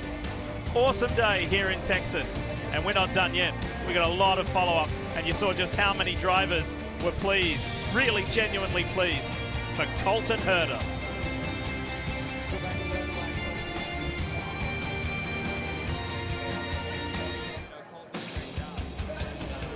Back at Circuit of the Americas, there's the hug. Brian Herta hugging his 18-year-old son, Colton, who wins his first ever IndyCar race. What an impressive performance by him. And the scene in Victory Lane is outstanding. The top three drivers, the podium drivers, have come into Victory Lane, and there's Colton Herta doing some interviews after the big win for him. Joseph Newgarden, terrific start to the season for the #2 team, a win at St. Pete. Second today, but that last restart, you guys did a bunch of things to gain track position throughout the race. Were you thinking that you had the shot to be able to win the race? I thought we had maybe a little shot there at the end. There's a lot that played in today. We had a little bit of luck, and I thought that was going to play in our favor for another win. But I first off want to congratulate Colton, that entire Harding Andretti team. I mean, that's an incredible job. They really did a nice job today, and Colton drove flawlessly. You got to give it up to him. He did a really nice job. It's big to win your first IndyCar race. I know what that's like. He was winning early, so it's very cool. I'm very happy for them. They did a nice job. But on our side, PPG car looked good, felt pretty good, but it just wasn't good enough at the end. But a second place, it's big for us. We've talked about we got to have podiums when we're not winning races, and this goes a long way towards the championship. So I'm really proud of our guys, proud of Team Chevy. A little disappointed we missed it by a bit, but we'll go on to the next one. He starts 7th, and he is finishes 2nd and still the championship leader, Kevin. Well, Ryan Hunter-Reay gets a podium and scores some points after the engine failure last week. Start 3rd, finish 3rd. What was the story of your day? You know, it's I just struggled with the car a little bit. You know, when we dialed some front wing into it to try and fix the understeer, I just got a little bit loose. But at the end there, I thought, you know, we were a little bit faster than Newgarden, but he did a really good job keeping me behind him. Just trying to close the gap. Every time you get into the high-speed section, you lose that time that you made up, and it was tricky out there. But hats off to Colton Herta, I guess youngest ever winner. And man, the first day he showed up here at testing at the open test, everybody was like, "What is he on? Like a different tire or something?" And he did a great job. You know, put his head down all weekend, and there at the end, no mistakes. I'll tell you what, it takes a lot for an 18-year-old to do that. So congrats to them, congrats to Harding, and to the Herta family. But yeah, 3rd place following up St. Pete after we had a mechanical failure there. Nice to take the points, I guess, and move on. But I'm pretty disappointed with the way the day went in the end. I think we could have been a bit better today. But as I said, we'll take the points, move on. Great first weekend here in COTA. It was great that we had a good turnout, and we'll come back better next year. All right, hoping for a little better than just the final step on the podium in a couple of weeks at Barber, Diff. Yeah, valuable championship points there, as you mentioned, Kevin, for Ryan Hunter-Reay. But the day is about this man here, Colton Herta. And if you're just turning on, he just became the youngest to ever win an IndyCar Series race. What a day. Quick reminder, coming up next is American Flat Track. For those of you turning on for American Flat Track from Daytona, we'll be getting you there in just a moment. Wrapping things up here from a really enjoyable weekend. IndyCar's first ever at Circuit of the Americas here in Austin, Texas, where 18-year-old Colton Herta, the rookie, has won for the very first time over championship leader Joseph Newgarden and Ryan Hunter-Reay. Fellas, what a day. Terrific, and I'm just bummed we have to take a weekend off before we get to Alabama and Barber Motorsports Park, because, Paul, so many of these guys in the top 12 are going to be contenders when we get there in 2 weeks. Amazing day at Circuit of the Americas, and the top 4 guys, all American drivers. Yeah, an excellent effort. And by the way, Colton Herta leapfrogs his way up into 2nd in the points behind Joseph Newgarden. It was a rough day for Will Power. He dominated, leading 45 of the 60 laps, only to have a mechanical that took him out of contention, and Felix Rosenquist had that pretty scary crash on turn 19 and pit entrance. But it was a day to remember for so many reasons, but really only one. Colton Herta, the youngest ever to win. And we'll see you from Alabama, Barber Motorsports Park in 2 weeks' time, April 7 at 4 o'clock, right here on NBCSN. And we're going to get you to American Flat Track from Daytona. That's coming up. 2 generations of race car drivers there, Brian and Colton Herta, a day to celebrate. We congratulate them. We'll see you in 2 weeks from Barber.